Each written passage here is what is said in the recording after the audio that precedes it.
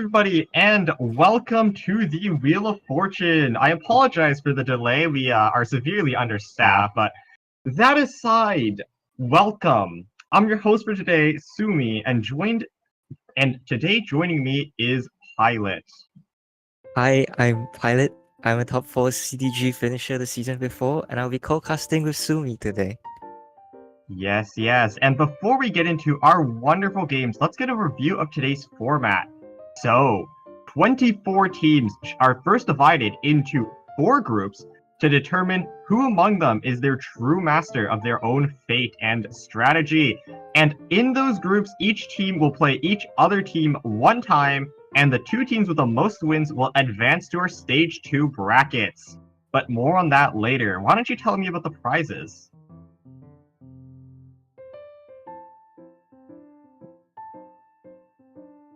Okay, that's a $300 prize pool, and the first place team gets to take back 150. It's 75 for the second, and 30 for third and fourth place finishes. And in addition to that, throughout the tournament, we will have various welcome raffles. One that's going on right now, actually, in our server, if you want to join, is who is the most unlucky.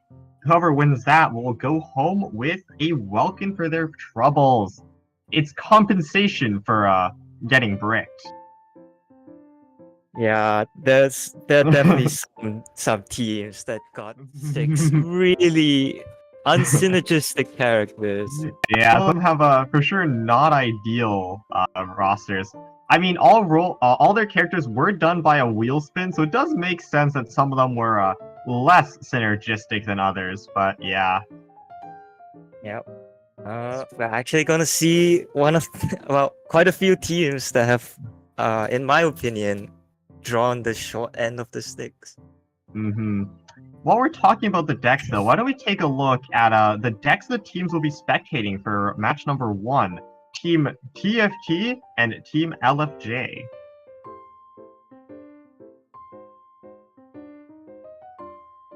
Those up soon.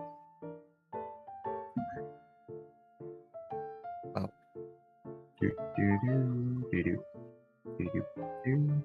So yeah, I mean, while we go into here though, we had the rules earlier on stream. We can't really see them right now, but what type of decks do you think teams will be bringing over for now? Well, in this current patch, I'm expecting to see basically hyper magic everywhere. It's the number one card combination that's happening right now. Basically, it uses Jet along with Gilded, Yayoi, and Liar Songs to just cheat out a bunch of dice in round 3 and just get I would say 8 to 9 actions in that round. Speaking of hyper magic, we can see them here. Both teams are opting to use them. It's Gilded plus Liar, Yayoi, and Jet. You're talking about it, and here it is. Yeah, the decks are mostly similar. A few differences here and there, though. There's a King Squire in TFT's deck list, and a single Gamblers to begin with. And they also opted in for, I would say they have more card draw. I think with the extra Shadow of the Sand King. I think it makes sense that you only kind of run one Squire, one Gamblers. I mean, Hyper Magic just has so much draw, right? Because you can play the Sealies for free, the Gildeds give you draw as well, the Caverinas as well is basically free draw. You go through so much of your deck that having a few one-ofs is still okay in terms of consistency. Yeah, Gamblers is definitely one of the one-offs that you don't want it early, right? Because if you draw it early, you're missing out on, card draw, which will help you cycle through your deck. And just only having the one Gamblers that is really only going to be useful in round 3 makes a lot of sense. Speaking of situational uses, we have that hash browns there, just for the breakpoints. We talk about that later as we're jumping right into the game. Yeah. Well, straight away we can see double Dunyazad on the top side. Ooh, Dunyazard for the bottom side as well. That's actually a great draw to start off with for both sides. You're quite happy with it. Although I don't know if our top player will decide to keep the Judgment. Typically not useful until round 3. Does keep it. Mulls away the Gamblers. Okay, we'll see if that comes back to bite them.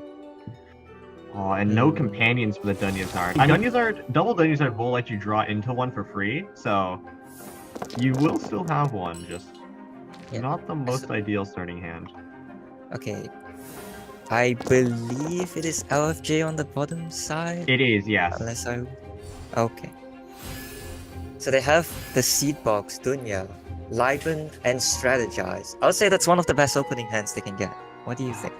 I'd have to agree with you. It's so much draw, right? Like, you gotta play the Liben for free, which will draw into another companion. Oh my god, second Seed-Box and Sealy? and Sealy. Oh my god. Well, they only have 4 support spaces, so if they want to play everything, including the Liben, I would say one of the Seed Boxes would have to go, but that's totally fine. Yeah, I think you're perfectly fine with that. Like, the Seed-Box is already going to give you another use, and if it's Companion, Dunyazard will already discount that, right? So the only thing you're going to use that extra Seed-Box for is, like, maybe another Sealy, so not much use out of that. Looks like to play it, though, and the Sealy as well. Okay. Skill up from Q, pretty much expected at this point. Is it just going to be normal pass, or perhaps swap Venti Liben? But if you go Liben, you're going to have to tune, or you're going to have to like discard something, which isn't ideal. I think. Hopefully we get to see TFT's dice. Oh yes, we're going to pop that open. Yeah, but we're assuming they're going to official skill here, unless the dice is not great. Whoa. Sunyata. Instant Sunyata. I mean, you can play that Sealy for free now, if that is what you want. I think they should be doing that, because the aim of your early rounds is to just draw through your deck. There it is. And the tune as well. Got rid of, I believe that was Zhudong. I think really smart on the Sunyata. Like, your entire hand, you kind of want it. So you just Sunyata, you draw 2 bricks, and then tune 1. Yep. It will be the Venti swap. Now, I believe TFT should be swapping over to Sucrose and then playing Liben if they can. That way they should get turn priority, unless LFJ decides to play Liben as well and then get a Swirl. Well, just go to Diona instead. No, they just went to Diona. Well, I still think the play is Liben.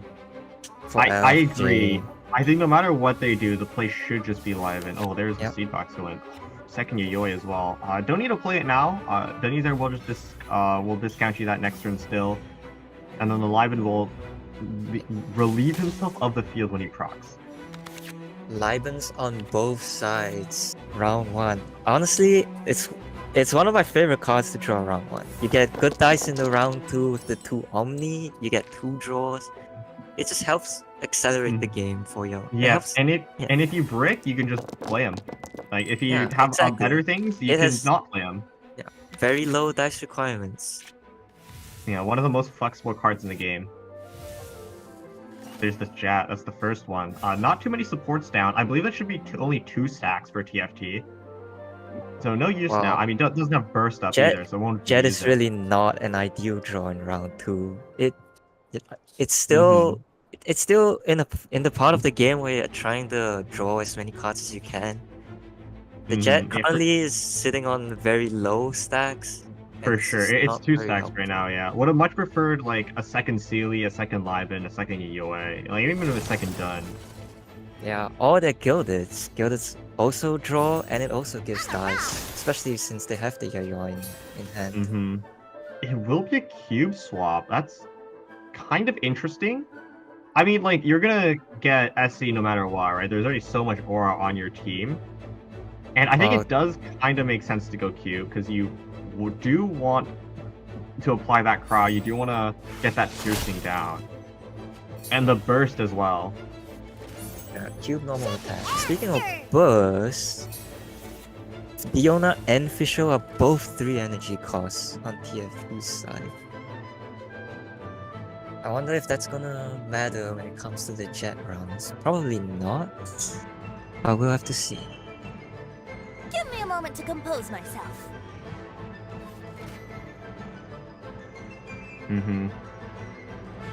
You know, given they have Diona, who has that one shield every time she presses skill, along with the burst that basically heals for 4, heals- it's 2 on cast and then it's- end phase for another 2. I think they can I go to think round 4 with it. I think it's 2 on cast and then 2 every time it hits. It should be a total of 6.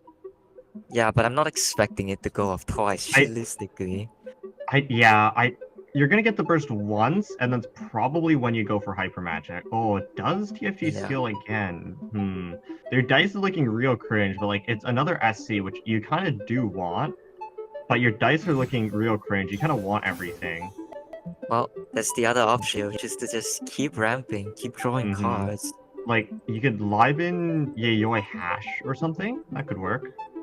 Pass on 3, or you can just pass on 4. Just take the it'll be a jet. I'm Well, it's not a sure 1 about plus that.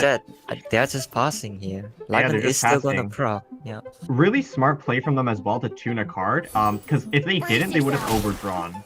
They currently have 6 cards in hand. Liben plus natural draw would be 4, which would give you 10. And they tuned the Tenshu as well they got from the Senyata. So that way you get to keep more of the useful cards from your actual deck. Great play from TFT. Well, for our LFJ, they're gonna get the swirl because TFT just went for just pass the turn on Diona. They have options here. So Dunya probably into Yayoi. The only companions I see left are Jets. I don't think there are Libens left, yeah? Okay, that's all the Okay, companions out of their deck actually.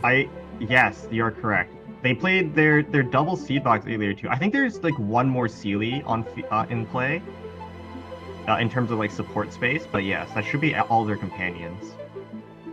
What is the Jets deck at currently actually? They Uh, went through they- 1 Liben, 2 They went through seed 1 boxes, Liben, 2 seed boxes, 1 Sealy, a so it's 4 Sealy, stacks. so it's 4. It's 4 stacks currently. Unfortunately, they have 2 dice, so this Liben is not going Liben- to proc. Mhm. I don't see a way for them to get any more dice, so Probably just like a Jet for 0 next turn into a Senyata.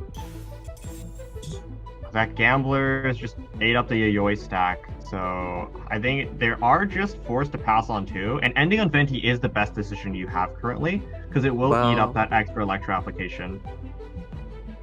you could Sunyata the Liben actually, because I think you the game is could. probably going to end next round. You could get both Jets down, because it goes to 0 and then the next If you one's Senyata, you will get 1 Jet down, right? Okay. You could get both with Sunyata. Oh, it true. goes I mean, to you have no 0 and then- companions left, right? So you just Senyata the done. Well, And then you that would can also still be go for the six stacks. Sunyata now and play the Jet if he wants to. I think you do Senyata the Din. Oh, No, you just I don't end up think doing- LFJ realizes they have no companions left. Because if you Senyata the Dun and just play Jet, you would have no more use for the Dun. Because there are no Yeah. companions left.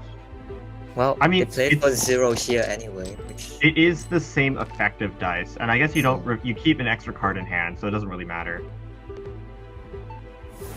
well, they could have high rolled with Sunyata, you know. Oh, that And is true. You have- could have gotten another Jet. They could have high rolled and gotten, you know, it might not even have to be another Jet. It could just be something useful in general. Mm-hmm. You know, it could have been I think Wangshu Parlor Inn or something. I'm A not sure. what Wangshu? that I mean, it would have healed Cube up to 4 HP. I don't know how useful that would have been. Maybe you take like a Tenshu or something. Oh, that will be Gamblers and the Yayoi and the Senyata. Oh, TFT going in big. Kath and Sumeru City. Sumeru City is actually a decent draw, but you didn't get your second Jet, which I feel like what they wanted. I Only don't- 1 Jet for TFT. A I bit don't think the unfortunate. Sumeru City is going to come into play. Probably Yeah, just Sumeru gonna City, be for Sumeru City Jin. will get you Valley to go to next turn, but like that hand is not what you want. Like no Gilded, like no second Jet. There is a judgment to prevent the Gilded play on the side of LFJ, but it's not looking great. The 4 as well, okay. Sealy coming down. The unfortunate part for TFT is that they have not gotten a single gilded. They didn't get their second Jet either. I think TFT is going to try to wait until next turn before they go in, which means TFT is going to have to withstand the onslaught of a double Jet. And with Cube still having that revive and no follow-up attackers on TFT, it is guaranteed to go down for LFJ. If LFJ can get that double jet to go off this round, it should just be Jover, especially if you have Tartag solo left as well. Well, I don't think it ends this round though. With Diona effectively on 10, 8 HP on Sucrose and 5 on Visual, that's actually quite a bit of HP to punch through. You will get through a decent chunk of it, though. Unfortunately, you won't be able to use your liars. I don't believe there's a guild in hand, so it wouldn't really matter, but... Still, there should be a decent chunk of TFT's HP just going away. Yeah. It might come down to just Tartaglia anchoring next turn with the cryo applications. I believe so. TFT can't burst on Diona here, otherwise their jet goes off early, which they kinda don't want, so it will most likely just be a swap of some kind. I think if I'm them, I go Fischl, maybe? Or maybe I just swap twice, go Sucrose and then swap Fischl, get the EC, and that way I don't sack. Nah, but like there's jet going down, so there's no way I don't sack. Gamblers. I guess you could... Gamblers? No, you don't even have the dice the normal. Oh, he's actually just going Wait, to we're fast going swap. for it? No, I think the play here is he fast swaps Sucrose and actually punch them off the cube so he cannot burst. I mean, there's more than enough dice to swap back and still burst. We are going for it, though. The tuning. Can't handle your dream. Yeah, we're just going Diona burst. Just proccing early, I guess. Well, they did put down the Catherine. It was effectively +0. I'm not sure how many suppose. cards they have left in their deck, but there's a Sealy that's about to go off. There is, that's true. There's the Gamblers on Diona, too. Like, this is a very telegraphed cube burst. So they will get a Gambler's reset, too. Will be another action on the board. Yeah. Well, the game might actually just end here. It could. 8 dice And- still, like double jet yet to proc. Yeah. Well, it depends on what TFT gets off the Sealy, really. In my eyes, that's what's gonna win or lose them the game. If they do get a gilded, it is a +2. Oh, that Cavalrina knows how much you want. Covering. If they get a gilded, like they have that liar in hand. LFJ has not played Judgment yet. This still could be a lot of dice yet to be played for TFT. Super swap, the skill. This will force up onto Venti. It makes it so LFJ will have to spend 1 extra action or just that extra dice to swap back to Tartag. They do have Storm Zones though, so it doesn't matter too much. Oh no. A That late is- Seed Box and late Squire. That's not great. Double Seed Box. They were really looking for a Gilded there.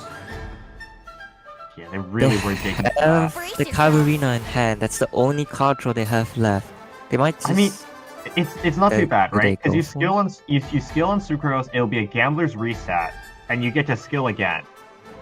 This could still be okay, right? Because it's skill, you put Tartag onto 4 HP, and as long as LFJ isn't able to lethal this turn, I'm pretty sure Diona solo just does it. Because you do have a fast swap. So it will avoid the freeze with the double cryo aura. Yeah, they do. With the bow actually being at 3 HP, the bow is actually going to make a difference in terms of instantly killing Child next round if TFT survives this round, which they really should. Stand clear. And LFJ is running no sustain as well. No, my liar is. Well, that's pretty common now. Well, in regular. True. In Hyper Magic. Skill for Tartag, and then skill again. Yeah, we'll put on 3 HP, and that should just be over. Good burst as well. It does technically do more damage. Yeah, I think bursting is probably the play considering they're going to go the next round for sure. It might also just be like you eat hash as well to. Yeah, with the boar princess. Oh, they with the have one more boar. down. Wait, with the boar replaced with the 0 cost heart, you could do both. You can burst and eat hash. This does wonders for TFT's breakpoints. It forces LFJ to use the remainder of their dice to attack twice, which means they only have about 3 actions. there's one other upside, and it's that they get one more draw. So the Oh, Gilded that's could just true. come in right now. Strategize, Strat? okay. Unfortunate. Unusable. TFT's draws are looking bricked, but their plays are next level. Yep. Well, they can't do anything here, so it's definitely pass. The question now is, how does LFJ try to come back from this? You normal attack, and then you pray they go Diona. You burst with your Gambler's Reset, and then you lose anyways because Fischl one-shots you. Are there any outs we can find with Sunyata? Technically, you can play it by playing all the other 3 action cards, or event cards rather. You know what's funny? If actually no, it wouldn't have any difference. It would be -1 dice, so it wouldn't have enough actions. Never mind. I was gonna say, if LFJ played the Judgment to deny TFT's Boar, this wouldn't have happened. But then Judgment costs 1 to play, so you wouldn't have enough dice to normal 3 times anyways. No, they board early anyway. Yeah, TFT also yeah. bored with turn prow, so it wouldn't have mattered. Well, you bore again. Hold on, what's this for? No, I think they just wanted to swap off to deny Gambler's value. True. Probably. I'm assuming that's actually, if you if you swapped to Diona, there is no way LFJ is doing 2 actions in order to lethal. Which means you get to keep all 3 of your characters. It's actually so smart. Yeah, this should I mean, probably Sucrose be falls end over. phase. Alright, sorry. Fischl still falls end phase, but like this way it guarantees that LFJ can't even lethal 1 character. Does Fischl fall end phase? I don't think she does. Oh wait, no, Quarkcube only does 1, never mind. He's just going to pass. I think it's over. Yeah, the pass first. I think this is actually it's smart, right? Because like you can't lethal this turn, so you take the freeze onto Diona. Well, you draw something. I don't believe they have anything that can build. You did not draw something. There's nothing in the deck to begin with, actually. That's true. If it's anything, it has to come from Sunyata, but then what even saves No, you but here? nothing immediately Nothing. immediately heals you. Only food would do that. You just don't have it. Yeah. Well, I think that's just going to be game. I think that is game. Because no matter what you do, like the TFT has a way to instantly swap Sucrose, and skill always kills.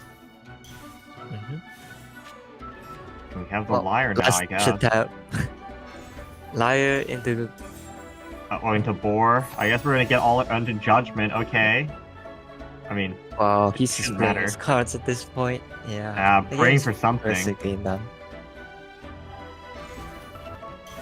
Sunyata, what are you trying to draw?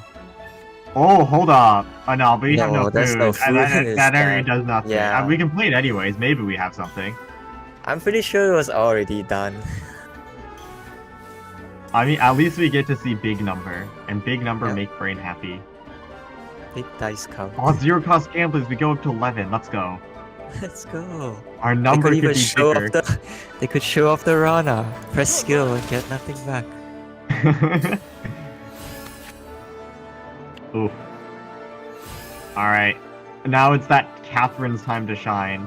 I mean, it wouldn't have mattered, because even if TFT didn't have Catherine, you just swap Sucrose. Oh wait, actually you can't swap Sucrose, never mind. You swap to the Fischl. You swap Fischl, they're forced to lethal, and then you go Sucrose and you win. There's the Judgmented. Denied by judgment. Denied by judgment. Doesn't matter though, still more than enough. Could have finished it with a normal too. Good game. GG's to TFT.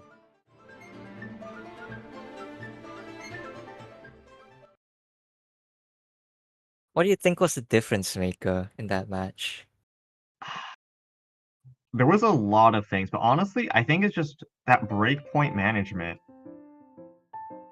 Like the Judgment as well. Like turn 3, the Judgment, like knowing that that's the hyper magic combo turn, denying the Liars, and then also playing around like the breakpoints with the using Boar by replacing Gilded to get that 1 extra dice to play Hash Brown was just so big to make sure that you deny LFJ that Gambler's Reset, you deny the extra dice from Gilded, and you deny the combo turn that's needed to finish the game off.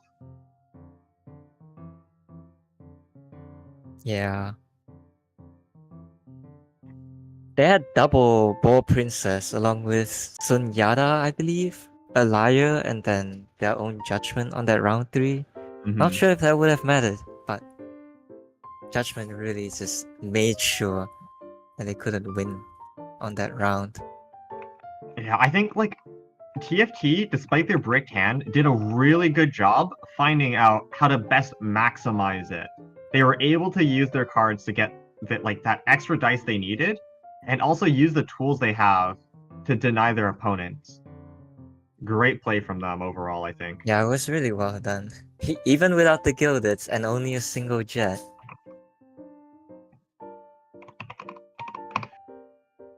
Uh, but yeah, I think we're gonna see if we can get an interview with Team TFT's player if they do have time. They didn't mention they might need to go, but we'll see if we can go arrange that. While we wait though, why don't we go review their decks again? Just to make sure, just to remind ourselves what we were up against. And here they are. We have TFT's deck on the left and LFG's on the right. Anything that really stands out to you, Pilot? Well, I personally like more card draw. This King Squire is I find it interesting. It feels bad if you get it early.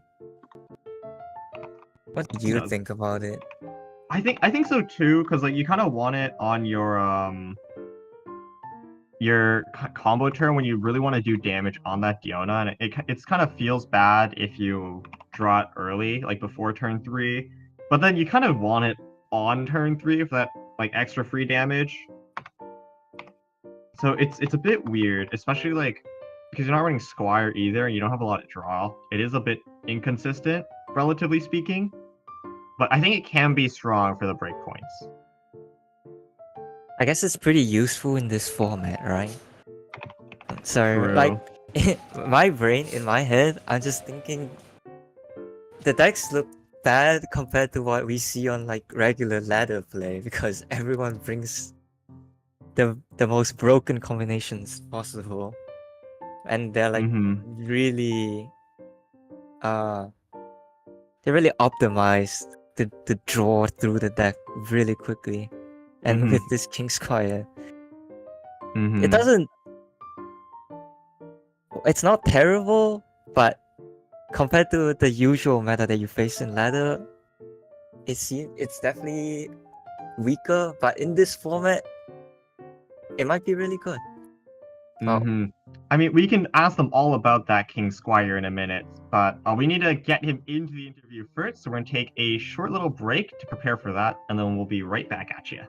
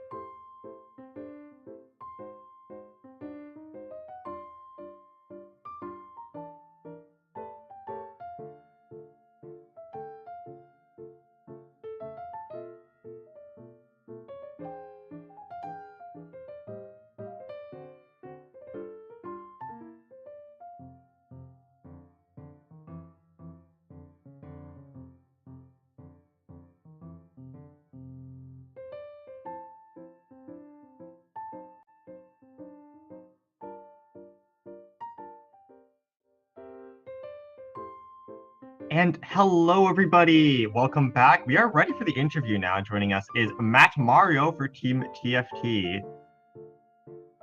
Hello. Yes. So I guess our first question for you, I guess I'll do it, is what was the thought process going into your deck, and how do you feel your deck matches up to the rest of the competitions? Well, we looked at our cards. I woke up and then I realized, wow, Ito, Yai, Beto. Oh, there's.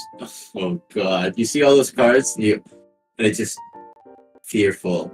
I look at our opponents with Bennett, Oceanid, and then our someone with Ozda Seahorse, and it's not looking good. But we still managed to have a package with pretending we're Cryo SC. Just pretend Iona is hypostasis and pretend the Sucrose is Lynette. And you pretty much have the same deck skeleton with just pretty much magic plus jet, and then you like it's the same thing. It's I nice. see, like substituting similar characters for others. Paolo, you had a question? Yeah, you definitely have the same reactions going on. Well, there's one card that definitely stands out to me, and it's the King Squire. What was the thought process behind putting that card in? It makes you less sad when you're playing Diana and Bro. It's not really a good reason. It's just like Vinzu was explaining about breakpoints. About that's the reason why we also have hash in the deck for certain breakpoints and certain. But honestly, I think it's just there just to just do more damage. It's not really much. It's just one card, like one card. And I mean, Speaking of like one-off cards, though, I noticed you're not running like any fast swaps. Like, there's no leave it to me's in there. Why is that? you see, you know how to emulate Chong Razor decks or Hyper Magic? You don't run Leave It to Me. So you just believe that you just need the Leave It to Me when you need it. And, you know, it sort of happens that I got the Leave It to Me when I needed it. So every other game, I don't think we need it. Oh Whoa, yeah, whoa, that is a Turn of the statement. Sunyata. The Catherine of like the 1 in 20 chance. Those are pretty good odds. Spoken like a true gambler. Would you like to say that to your wheel spins? No. No. You know, we didn't get a sword user or Barbara or, like, you know, just, come on. Razor. Like, there's a lot of things you could have chosen, but, you know, it's still not the worst. You definitely could have bricked worse, so. Yeah. Oh, well. You certainly could have. It's not the But worst. yeah, Yeah. thank you for being here, and good luck to your team for the rest of the competition. Thank you. Congrats won't on the need it. win. Thank you. You won't need it.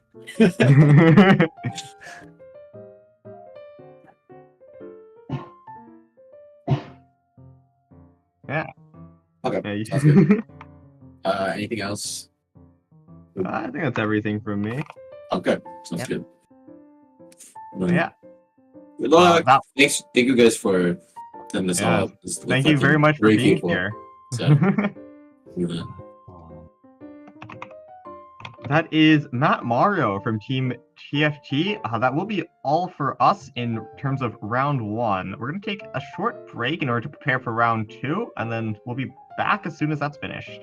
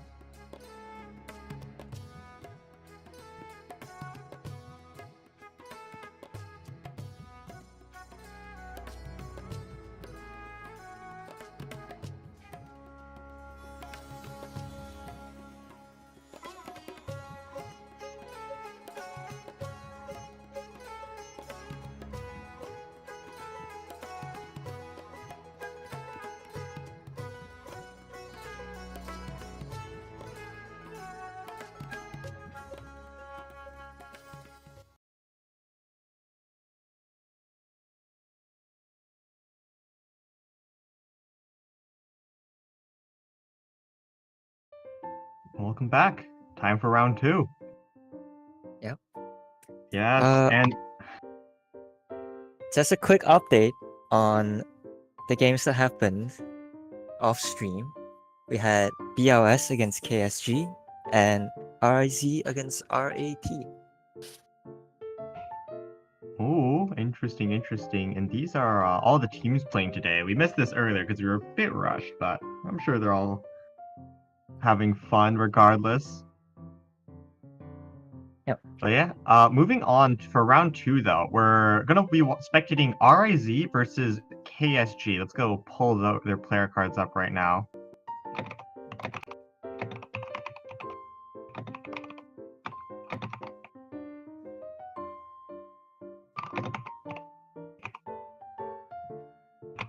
Here's up KSG. Why don't you start us off, Pilot? Sure. On KSG, we have Jaded, Ben, and Kaito.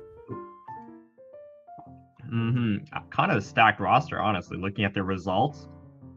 Jaden's been drawing in weeklies, apparently. Kaito is top 8 EU Prince Cup. That is quite a tournament. Yeah, And Den definitely, is the first definitely a place name in that I Yai. see around. Okay, I'm so sorry about that. And Den Go is the ahead. first place in Yai Thunking. That is certainly a contest, but moving on though, RIZ. This is also a pretty stacked roster. It's definitely one of Wow. definitely one of the more stacked lineups we have going into this tournament in general. Some pretty big names up there. We have like Rev who won in Sea Prince Invitational, or sorry, Sea Prince Cup with Chi Vape of all decks. Apparently, Inzaghi was the first to play in 4 different countries. Probably all the Asia invitationals he's been going to, because he's just.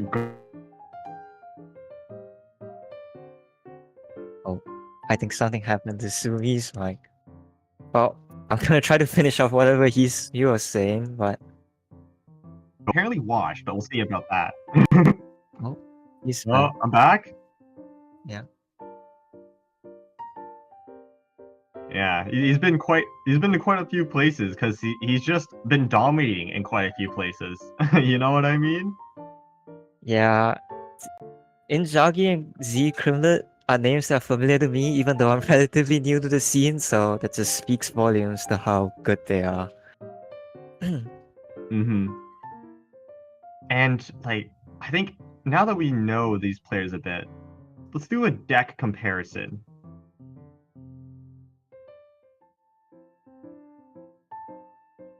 And here we go, KSG versus RIZ. KSG with a pretty interesting deck. You got like Cube Overload with some Sisson, like the double summon with Cube Finisher. And then RIZ is just Bennett TM. Need I say more? Unfortunately, it is Nilu, not exactly the best character you could have here, but it is all random characters, and having Bennett TM is already pretty good. There's something I want to point out for KSG's side. That Mammoth, that is that's quite a card to have. I'm not gonna lie. That's an interesting one to put in. I mean, it could get you more or less anything. It could save you the game. On the other hand, it could get you more or less anything and break you pretty hard. Well, it's always gonna be at least one card for dice tuning, so it can't be that bad. You know, I guess that's fair. Okay. On the other hand, though, like RIZ not running Bennett talent, that's a choice, alright. Although, like, on the other hand, you're running Hyper Magic, and you probably don't have the deck space, so I guess it's fair. Yeah, it's not exactly a card you would want to draw early on, although running one copy was possibly justifiable. They do have... They do not have an arcane, actually. Oh, you're correct. There are Neither no team has an arcane. Yeah, on both sides. Also, there's a card that I personally don't like putting in my Hyper Magic deck, but both teams have opted to put it in, and it's the Lumen Stone. Like Lumenstone has been experimented with a little bit, because like if you draw turn 1, it has great potential to go net positive, like plus a lot, but you know, you do have to draw it early. And you do have to have quite a few 0 costs in order for it to work properly, but still. Yeah, well, we're gonna hop into the game here, so I believe that should be RIC on the bottom side, given the card back. Using card backs to identify the opponent. How sneaky of you. Yeah, well, they started off with Deed Yayoi, 4 Princess Lyra, and I think that's Flowing Rings? Oh, they mod everything. Wow, kept the Cavarina. Oh, double Cavarina. That's like pretty cracked for an opening hand. No Sealy or Seed Boxes, or like no opening companions. So that is a little bit of a brick. I won't hold you back. But I think you're quite happy with your double Cavarinas regardless. That will be just 2 free draws. That's not the worst in the world. You do get hit twice, however, which I don't think is necessarily going to happen. You're right. I think like typically it's just a Bennett wait. You know, if KSG make the mistake of skilling on Sisson, like Sisson could just go poof instantly. I mean, no power res, so she will live on 1, but that's still quite a lot of damage done. Yeah. Well, honestly, looking at KSG's lineup, having the summons is not exactly what you want in a Hyper Magic deck. When you get to your Hyper Magic turn, and you can basically only normal attack, it's not gonna be that good. That is true. Cube, though. You do have Cube, you're right. The Cube goes big. Well, the other good thing that's going for them is the Lumen Stone. Unfortunately... Oh, true. They have Lumen Stone done and Mammoth. That is Great value. Well, what's the play for them here? Because Mehmed kind of wants to go with, well, they do want Probably- Mehmed before some of the cards. Probably Lumen Mammoth Dun. When you play the Dun, that gets you your Mammoth value. And then depending on what you draw, you can either play the Yayoi to like instantly get that +1 and Omni, so that way you only need to tune 1 for Sisson. Or you play whatever Lumenstone draws you. Or actually no, you're 1 off from Lumenstone. You play whatever the Mammoth draws you. Anyway, KSG actually not equipping the heart here, which I guess makes sense because it doesn't matter against the summons. You're correct. No crossfire being run by KSG, so no initial damage if you do start the Xiangling. Mammoth drawing the Wangshu in. That's kind of a brick. Yeah, not exactly the card you're looking for here, but if they play one more card, I believe Lumenstone goes off. So let's... True. If they are playing one, it is probably the Yayoi for that 0 cost. That way you get that free dice, you get put on 6. Still 1 dice off from skill swap skill though, which is a little unfortunate. The Liben, oh hold up. Just skill Liben pass, potentially? Sounds like a pretty good play. I mean, It's skill still from TM only does 6, right? So you live on 1 regardless of what you do. Yeah, the overload will put you on the queue. Okay, We're gonna seems quit. like that is Oh. going to be the play. I Yeah. think they're hoping for a normal attack to come up from Xiangling so they get the heart prop I mean, and then they there replace is- it to get There another is one. 3 dice, 4 cards in hand, right? You didn't play Liven Yeah. directly after the Mammoth, so they're probably like not expecting that you did top deck it off the Dunyazard. It's quite a reasonable prediction play. Oh, top decking Liveland is not that uncommon. Oh, we replaced the Yayoi. I don't know how to feel about that. Maybe it would have been better to replace the Mammoth, because like Yayoi would have given you guaranteed value later when you draw your gilded. Well, they do have another Yo-Yo in hand, and that is one of the problems with playing Lumenstone, right? It's that it fills up your support slot, and it sits there for minimum 2 rounds, because you want it to get value.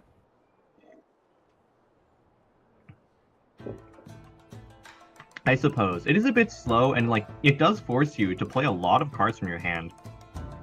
Typically though, when you are playing Lumenstone, it is You're calling accompanied for me? by Coming. what's it called? By Willow. That way, even if you do play everything, your hand gets filled right back up, and it's not that big of a deal. Did they just float 3? Oh wait, no, they didn't. That was on the other side for Liven. Yes. Okay. I mean, Oh. Lumenstone with mail back up though. Big value coming, maybe, question mark. Yeah, possibly. The biggest issue is really just the support slots getting filled up right now. Is Lumenstone and Mermaid taking up 1 each? You know, back in my day, our support slots rarely got filled up, so it was never a problem.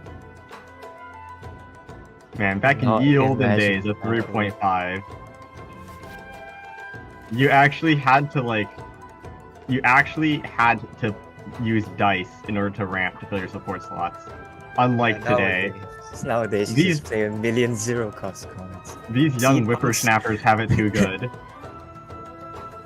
Well, could be Liven into replaced by Seafox and then replaced by Sealy here. Replaced by if they Sealy? really Yeah. want to go for Or the you could just Lumenstone prop.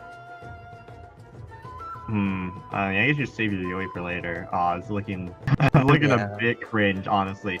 You don't want to replace the Liven. It feels so bad. Although, I mean, even if you do replace, I think it's fine because you're building towards your jet stacks. So Yeah, it's probably not okay. It's not the worst. Liven... It's hard to get value at round 2 as well, because... Mm-hmm. Well, I think maybe the not in one- this format. The one issue, though, when we're talking about the jet stacks, is who you're bursting on to proc it, right? Like, ideally, it would be Xiangling, so you could prepare for overloads and RPS. But Xiangling's on 1 HP, and you're still 1 energy off. So even if you do get your jet, it's minimum 2 actions before she gets that burst off. And like, you don't want to burst on Sisson. And it's going to take literal years to burst on Cube if you don't want a normal attack, which is kind of bad. Swap the Bennett for RIZ. I think they're probably looking to work towards the Bennett burst here. There's more than enough dice for them to do it as well. Well, they put the Cavalrina on Nilu, okay. I'd probably like Flowing Rings normal attack into just Live and Pass. Or like maybe probably swap Nilu Live and Pass. And then you just burst Bennett next turn. Yeah, I'm not expecting them to go for the Bennett burst this round. Probably save it for next, and then the round after. There's a good chance the game actually lasts that long here, considering that KSG only has the summons going for them right now. That is true. It is a seed box into a Sealy for them, and it is replaced Mamere. Yeah, they replaced the Mamere, and then I think they're one support slot off proccing that Lumen Stone. Maybe like they do. No, they still need to do one more action, and then I guess replace Liven or something. Big damage with the Bennett skill. No Flowing Rings, he didn't normal attack, so that makes sense. Checks out. We'll just keep the rings for later. I'm gonna assume it's swap Nilu Pass. That way you get rid of all your auras, you get your free draw, and then you have Nilu, the least important character in this deck, tank the damage. I'm sorry, Nilu fans. Please don't like flame me alive or something. Unfortunately, that is just true. Nilu just doesn't provide as much as the other two characters do. She just has a basic 3 damage skill.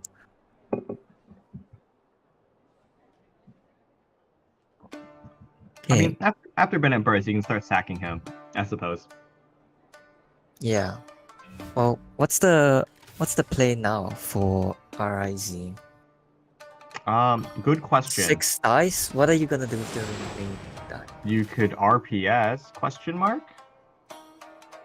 Oh no, it's Actually, RPS would That's put a 3. decent amount of pressure on. Because RPS does it does 2/2/3, right? Which is 7 damage. Yeah. It like unless Riz wants to sack like TM, they're gonna eat some type of reaction. And then summons will do work. Ooh, a swap ban? I don't actually, I kind of disagree with that. I think you go for the RPS that situation, right? Because you had 5 dice remaining. If you RPS, you pass with 1. So even if they skill, RIZ has no dice after that, and you can still swap off Q, right? And no matter what, Q would have lived on 1 HP after 2 TM skills, and then your summons would have applied a lot more pressure as well. I think that is a misplay. It would have forced them to swap off TM. And if they did swap TM, it denies the Liven, it gets you free reactions, and it lets your summons pressure that much more. I think that's a misplay from KSG.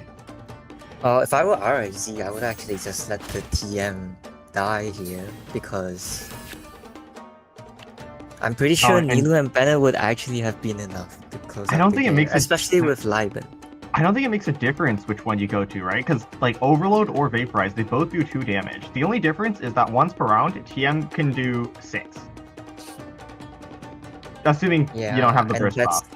That's not even necessarily going to come into play, so... Either way, though, I think KSG needed to apply that pressure with the RPS. I don't think at this point in time, it's worth going for the Pyronado. Especially because, like, you don't even have your jets yet, right? And your characters are already at such a disadvantage in comparison to RIZ. Yeah, well, good thing is, RIZ do not have that many jet stacks, if I'm not wrong. I believe the only support that they've given up, or like, sacrificed so far is basically the Liven, right? I think it's a Liven in round 1, and this is their second Liven. So Jet's only at stacks. They need to build up at least 3 more in order to get use out of her. Yep. And whether or not the dice is worth it is another story.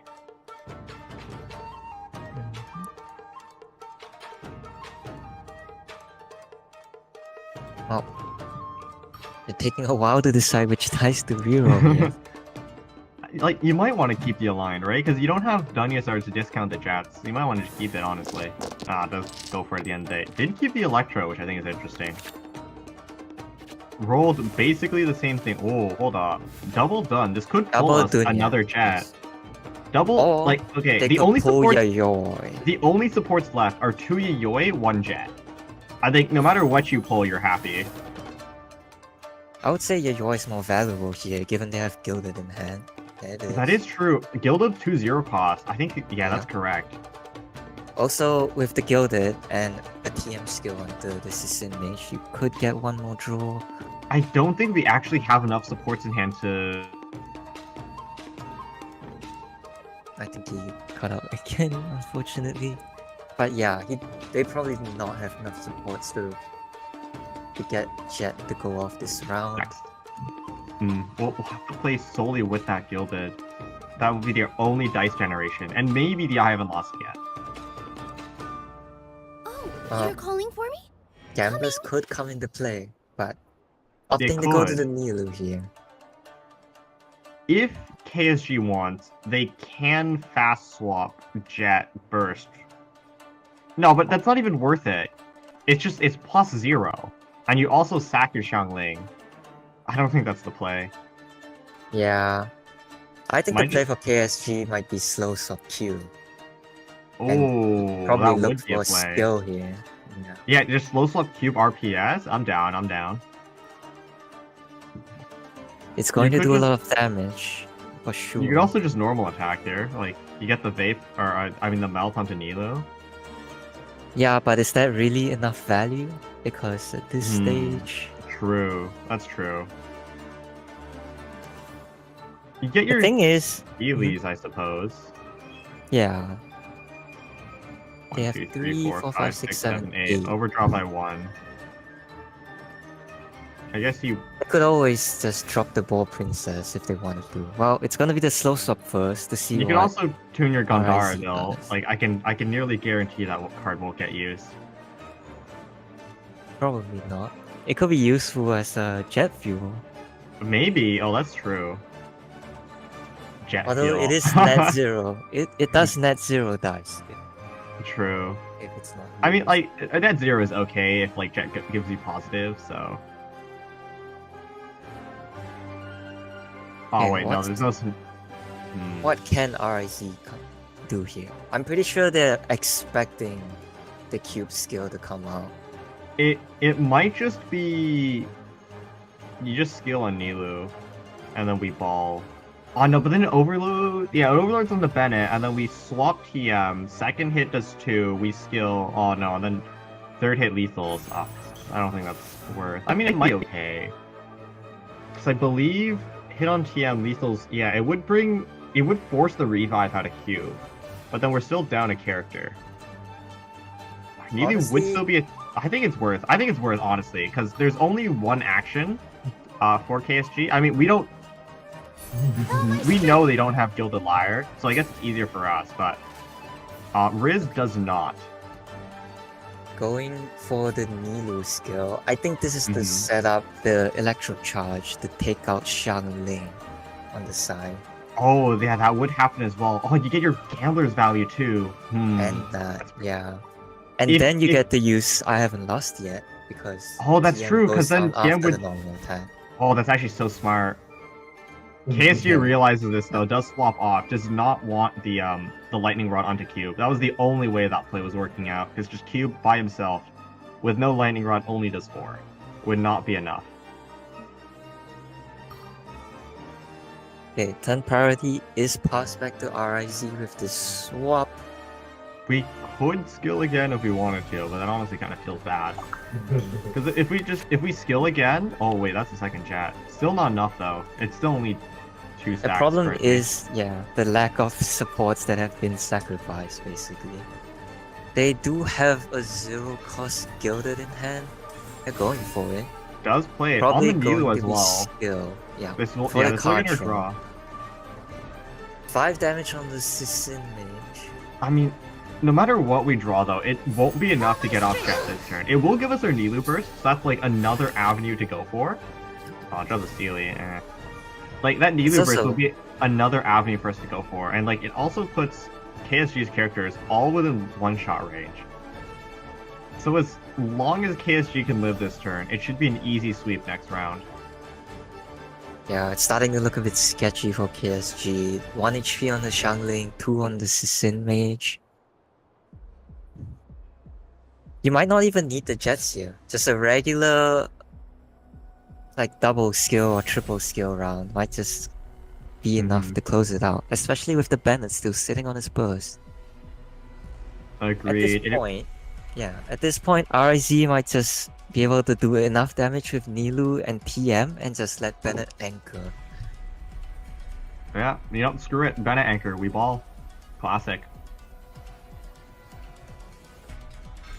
Okay, 6 dice. The Catherine as well. Comes out.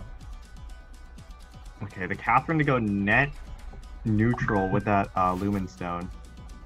Swap to the Xiangling. I'm not sure what's going on here. Are we trying to go for the Jet? I mean, we could Jet replace the Catherine. Lumen Stone gives us 1 dice.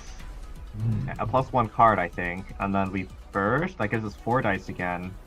And then after that, what do? We have 4 dice. We need 6 to swap skill on cube. Well, if he bursts, the Sealy does go off, which means it is more dice. But That's it the goes off Lumen. a bit late. I think they played 1 support. I think Lumenstone is 2 off rocking. Or 1. It could be 1 off. I might be wrong. Well, if it's 2 off proccing, they have both Princess plus possibly Jet there, but they didn't go for it. Didn't go for it. Well, just use it next round, I guess. Pass on 1. What do you do here if you're RIZ? You kind of don't want to attack again. You don't want to give them turn prio. Oh, we're just lost the Bennett. Sure. Okay. Yeah, seed box. Oh. If we bore, it gives us 2 dice. We're still 1 off. We have no gilded to give us that +1. I think we just one more draw, but I think we just pass the turn here, honestly. Oh, and there's just Sunyata. Oh, we can play our Jet for free now. I think we don't play the Sunyata, honestly. Jet's still going to be 1 cost after Sunyata. Yeah, I think we just play the Jet and pass. I don't think there's actually. They could play the in. Yeah, that's what I was thinking. This 2 Yeah. HP. I think this is actually much better. There's no aura on Sisson, right? It's So gonna bring healing to Sisson up 4. to 4. Yeah. Yeah, healing up to 4 will let her tank 2 attacks. And then because we have no burst ready, the Jet doesn't make sense. You're right, the long shoot makes a lot more sense than the Jet here. Yeah. Back to RIZ's side though. With 2 dice remaining. Sealy's 1 off. Not enough Sealy dice is though. 1 off. Okay, Unfortunately they do just opt to drop the Jet. It's another Yayoi coming in a little bit late. Would have loved the discount there. Actually, no, there he had double discount on Gilded. What am I talking about when it mattered?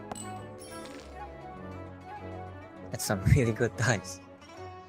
Pyro, Electro, and 4 on. Oh, hey. You take that roll. That's a goated roll. Probably gonna be our last turn though. Like we have Pyronado, we have Bennett Burst. You're not stopping this Bennett Burst, I don't think.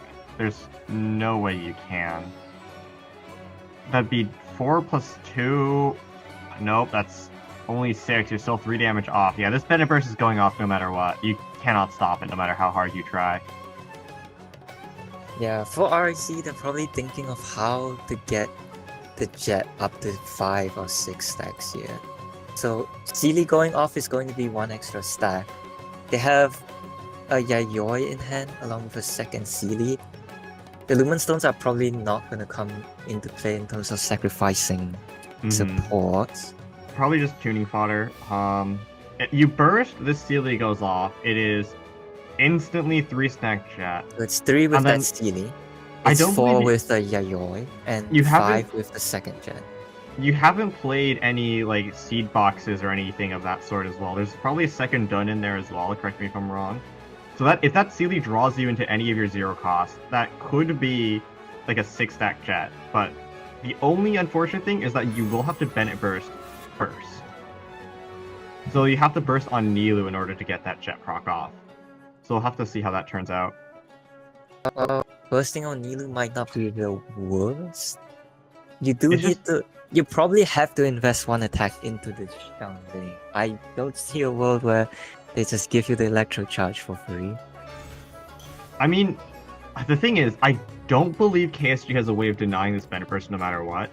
Like, if they fast swap skill, it is only 3 if you RPS on Cube, which puts Bennett on 3 HP, and the follow-up attack only does 2, so you get the burst down no matter what, unless you choose to do some weird normal attack shenanigans, in which case, yes, it will force a lethal onto Bennett.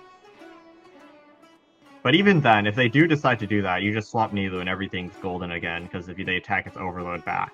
And if they don't, you get your jet anyways. Like, no matter what, I feel like RIZ is getting their jet. Yeah, definitely looking in a good spot. Nice and spicy. Goba coming along. Oh, okay. I'm just gonna stay on Xiangling. I think you do want to force this lethal though. That way you could play your Eye of Velocity and then you're 1 step closer to potentially just getting your jet off. And worst case scenario, you have more dice to work with.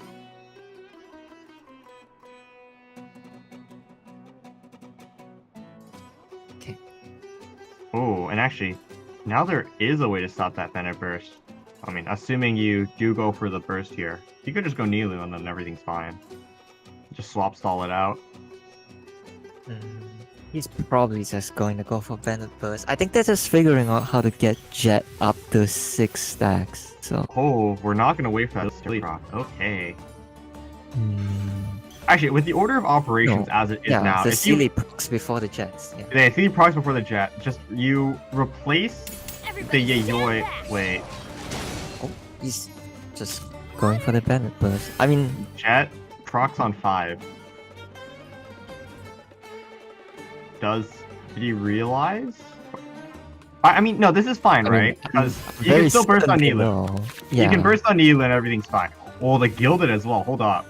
And then C-Box Yayoi into Gilded. Oh, you can lie replace as well. Wait, we're balling.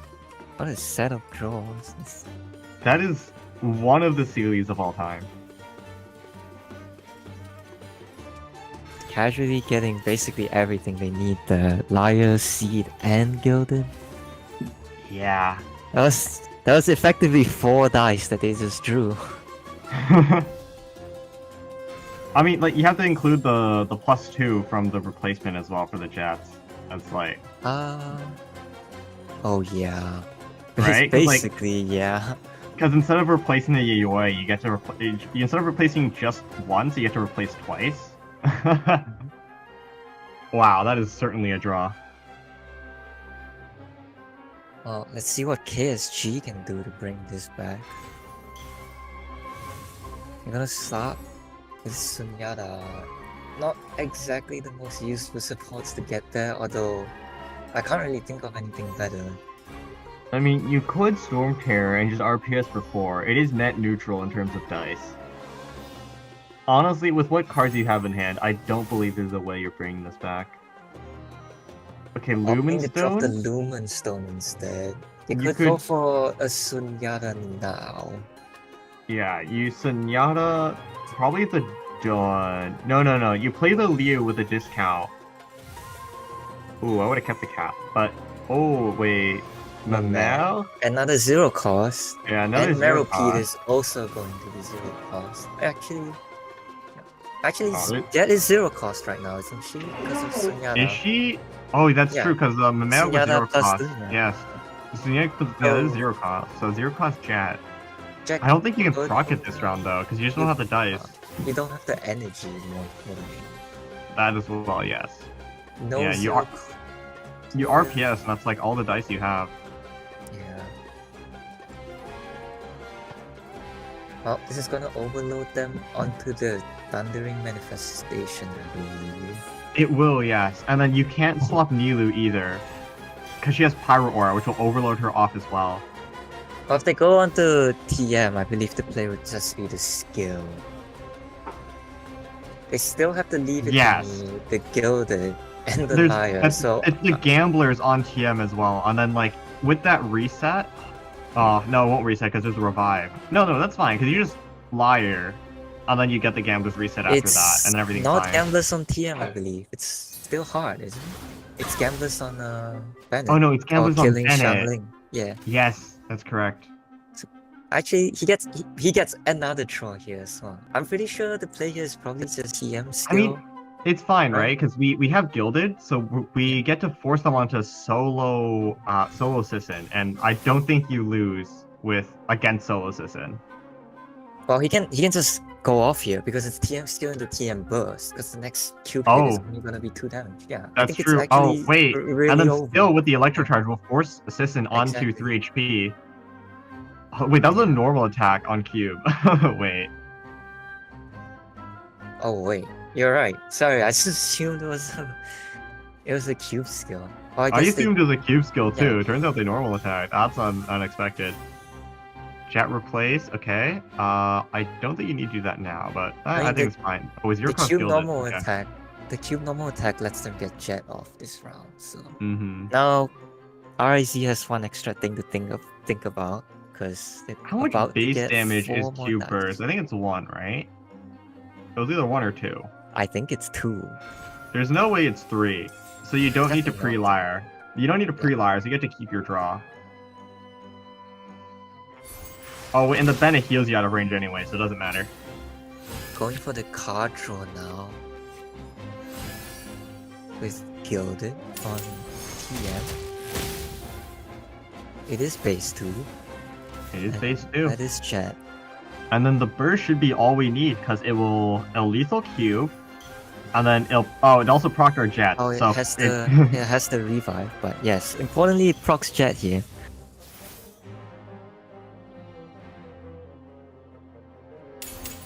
This I think this is a done deal, right? With what you can should see in be. hand. Yeah. I mean, like, we still have Liar to think about, right? And then... Yeah. Also the healing from the Bennett is Also, healing from Bennett not brings us nice. out of range, so you don't even lose our Gilded. Yep. Okay, well, we just skill 3 times, and then it's just Jover. There is not enough action on the side of KSG. There's to bring absolutely this nothing through. KSG can do here. Yeah, they just pass. I think they know it's over. I won't hold you back. And that's Oh, probably the going swap to be Bennett game. as well for the style points? Okay, We let's just go. wanted the gamblers to go off that badly, I guess. Surely we burst on Nilu as well, you know, we might as well. Surely. Nope, alright, the double normal attack. Normal. The double normal attack. Oh, for the Steely draw, of course. Into double liar. Alright. They're really Guys, just trying to show off how much dice they had. guys, please. He's already dead. Oh my god, and we let the burst finish it. Brutal. Absolutely brutal. Mental is just shattered.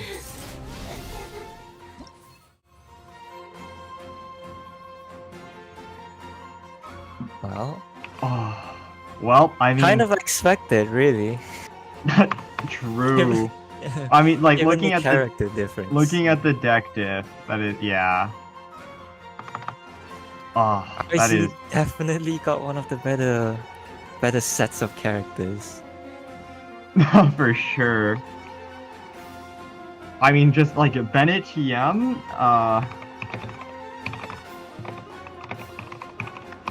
Bennett TM is certainly something, I gotta say.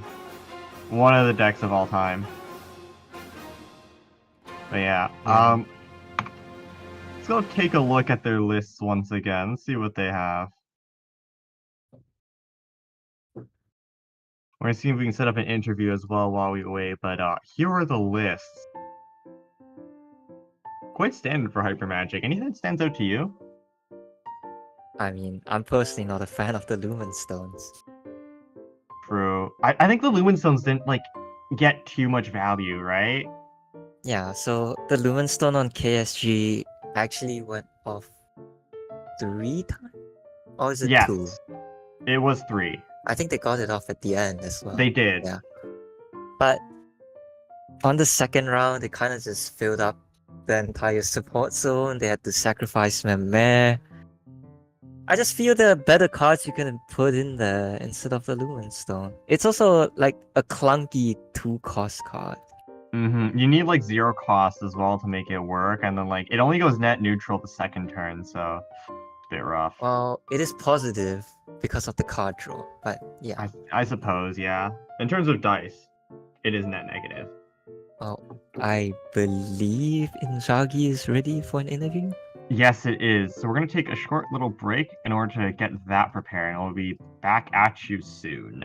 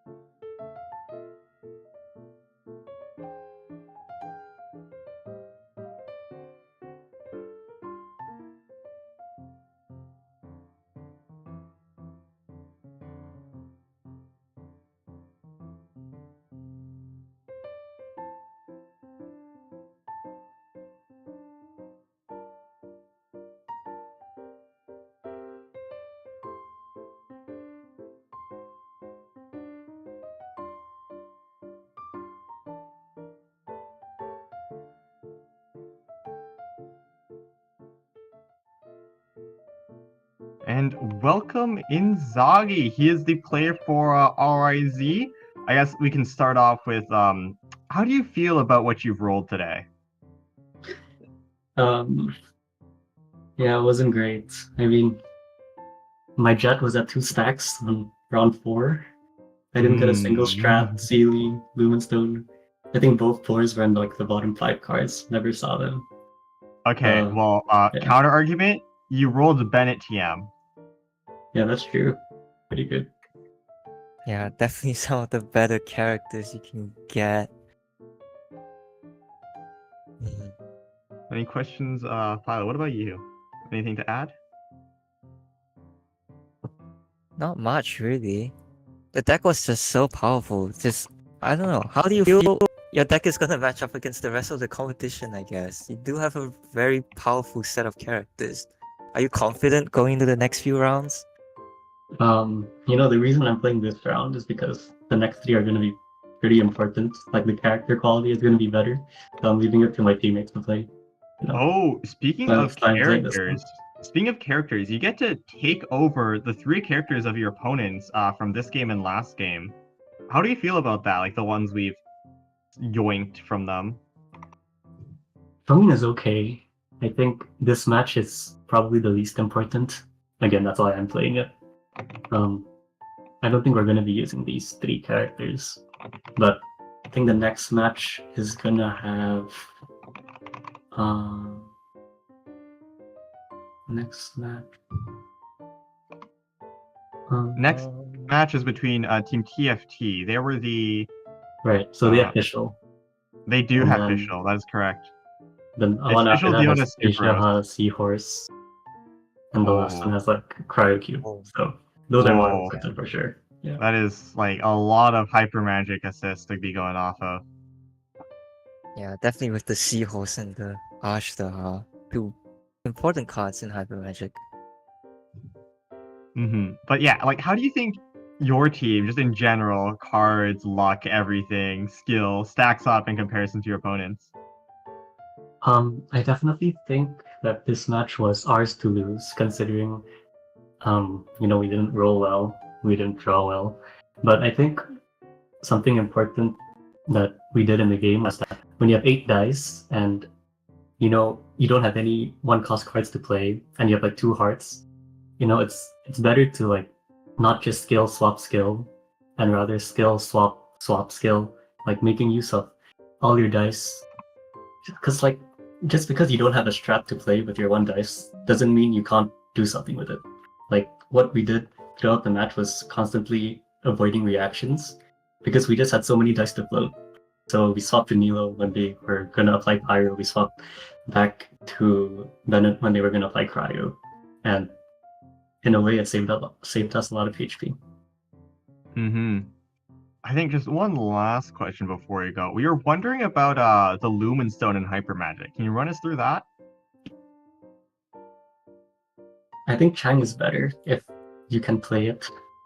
So Xingqiu decks, and I guess Bennett decks, kind of, not really.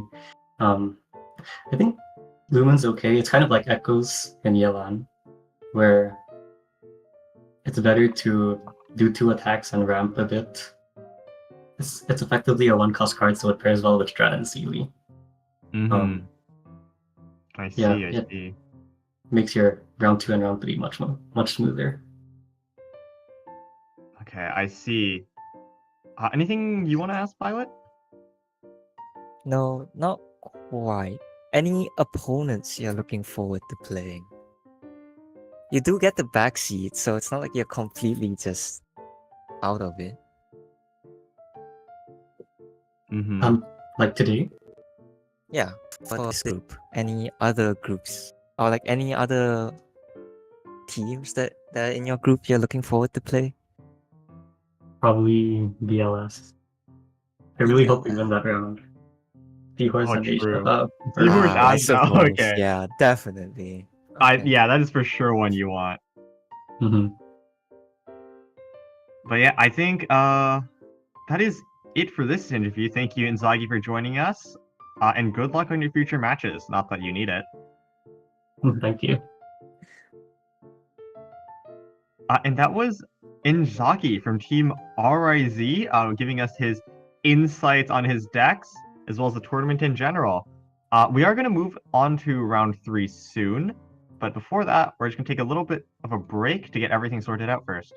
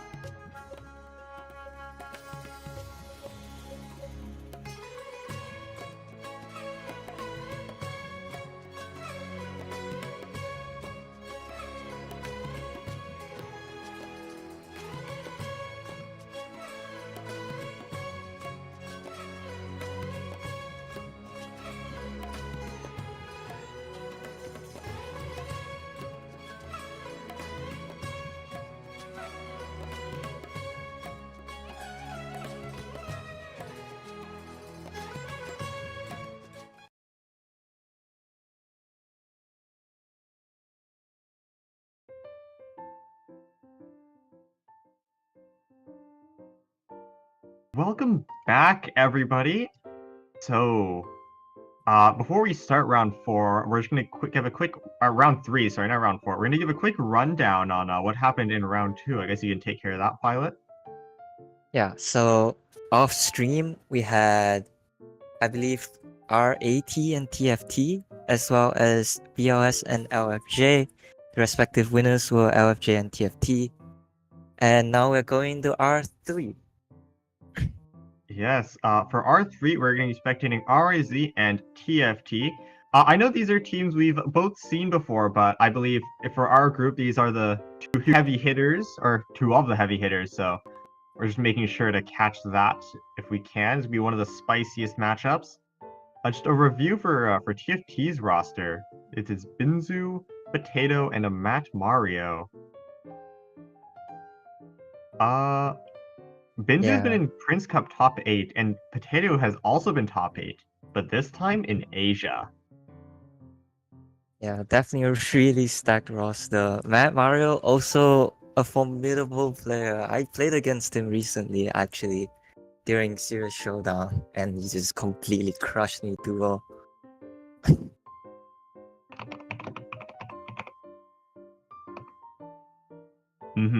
And RIZ, we just saw these guys play, but like they are international tier players. Like Inzaghi and Rev have been all over the place playing for various Asia invitationals as well. And their deck is looking just as formidable as their team. It's going to be an absolute mountain for TFT to climb in order to win this one. Yeah, RHT's deck just puts out so much more damage. What do you think TFT has to do to win this round? I mean, like, I think the one thing they have going for them is that Sucrose. Like, if RAZ wants to get that Bennett burst down, they are going to get force swapped onto Nilu just based off how their deck is organized. So that could be an angle they go for. And neither side. Oh, actually, no. RAZ does have that Leave It to Me, whereas TFT doesn't. So they're gonna have a really hard time dealing with overloads. Other than that, though, I think as soon as that Bennett burst goes down, it's kind of just joke because you don't have the defensive tools to deal with that much damage coming at you. Yeah, not sure if the Harsh round could save them here. Well, there's one card on TFT's side that could stop RIZ from generating a bunch of dice, and it is the Judgment. Could stop potential Ball Princesses, Liar Songs, and maybe even the Fast Swap, and I haven't lost yet from coming down on important terms. I mean, it's really going to depend on the draws, right? Like we saw last game, even with an absolute monster deck of that Bennett TM, if you don't draw your cards when you need them, it's still really hard to go through with your game plan. Yeah, really looking at the Lumen Stones here. It's just, you have to get it R1 or it's just going to be a brick card in your hand. That is kind of the trouble we saw. And moving into the game, though, oh wow, Squire turn 1 again. Yeah, it's gonna get mulliganed away. Oh, the Sealy Strat Star, that's pretty good. No Seed Box, I would have really liked that. If you want to skill swap, draw. True. If you want to skill swap skill, though, you can only play one of those, which is a little bit sad. Would have really liked a Seed Box here, if you could. The full Maul as well. Whoa. 3 Electro. No Liben, so we'll have to tune 2. It's a little bit unfortunate. Meanwhile, on the other side, hand, complete opposite. Seed Box, no Sealy. Yeah. I think you're fine with this though, right? Because like get the Lumenstone. Like you just Lumenstone Seed Box, you do Flowing Ring Strat, and just normal, and that is your turn. Yep. Oh wait, we just top decked the Liben. Hold up. Oh. Wait. How did he get? Oh, was it strategized? It was a strat, yes. That's an absolutely huge draw. It just fills out the dice so nicely here. Yeah, no, what a top deck. Okay, 5 dice for RIZ to work with. It's Lumenstone, Seed Box. Probably Flowing Rings Ring and Strat. You need to play one more. So Oh, wait, you can live and pass You here. could live and pass, yeah. It will fill out You can- nice. Wait, that's actually pretty big. I mean, like, there's no threat from TFT, right? Like, there's no fast swap to swap you off that Bennett to delay his energy. And there isn't anything like a Pyro Res you need to worry about either. So you can just get that dice now. You get that jet stack going, and you just chill. Yeah, and importantly, it's 2 more cards that they're drawing from their deck, which I think is just a big deal for any Hyper Magic deck. Yeah, So that's there what it they go is, for. Liben into a Second second Liben. Liben. Probably What not. a draw from RIZ. We're talking about like getting lucky with their draws, and they certainly are right now in game 2 in round 3. Yeah. Definitely pretty good openings from both sides. RIC definitely I think has almost the best opening they can get from their deck, actually. it is about as good as you can get for R1. You didn't have the cards in hand, but you did draw into it, which is basically the same thing. Yeah, more or less as good of an Ooh. opening as they could have asked. Oh, there's the seed box from TFT. Finally, you can go play one of those Yayois for free, and then like another one next round as well. Yeah. We'll also Yeah. progress towards those jet stacks. Probably Or- looking for a swap. It's actually Yeah. gonna be on Diona. I think this makes sense, right? Because you're expecting them to just punch again on that Bennett. So this way you get your SC, you get like 1 free draw. I am surprised they didn't go Sucrose. I feel like you want to get some Electro Swirl going on, like, if nothing else than to apply Aura. Yeah, I was thinking they would go Sucrose as well, but let's see how this plays out. It is 1 Mhm. shield, and True. effectively 5 damage.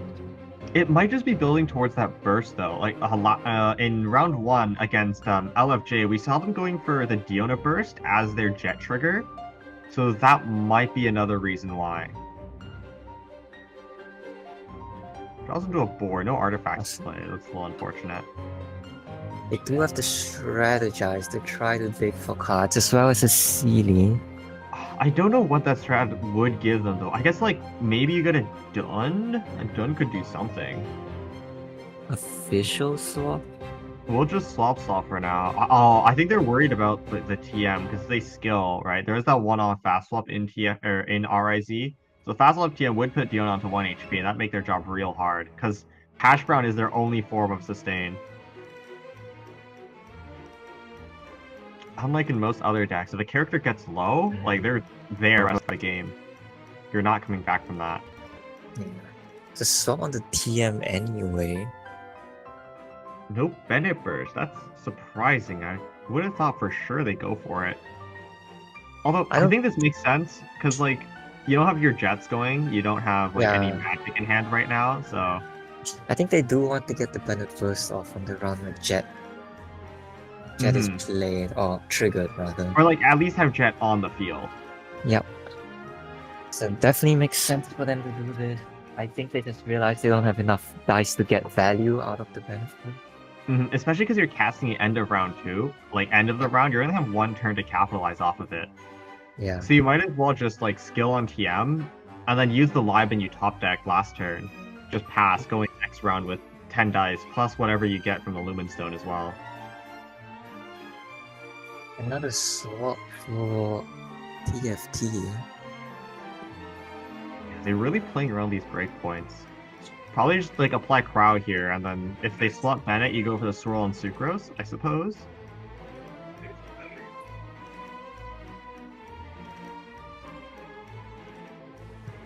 That's probably the best play you have. Oh, we'll play a strat instead. Oh, that judgment. That's gonna go pretty big next turn.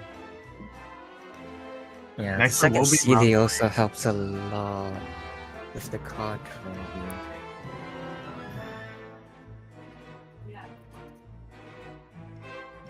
What does RIZ do here? Because dropping Lighting Yeah. is a possibility. They have think- not used the Lumen Stone this round either. But I how think are you they going do just drop the Liben. Lumen Zone is at 0 stacks, right? So you drop the Liben, you drop that Yayoi. And I think you throwing just pass. rings probably? Do they, No, I have don't- they played 3 cards? Oh, it's No, they C- haven't. Which is why you don't play the flowing rings. You let that Lumen Stone stay on 2, because you can't do anything with that 1 extra dice anyways, right? Well, You just no, pass. because you go Oh wait, you could. It could be. Lumen, It could be one though. extra sword. It could be one If you extra sword. want. Second. Do you care about the extra swap? Is the question. You know, they were just talking about denying reactions. Yayoi. Sunyana, that could be a big pickup.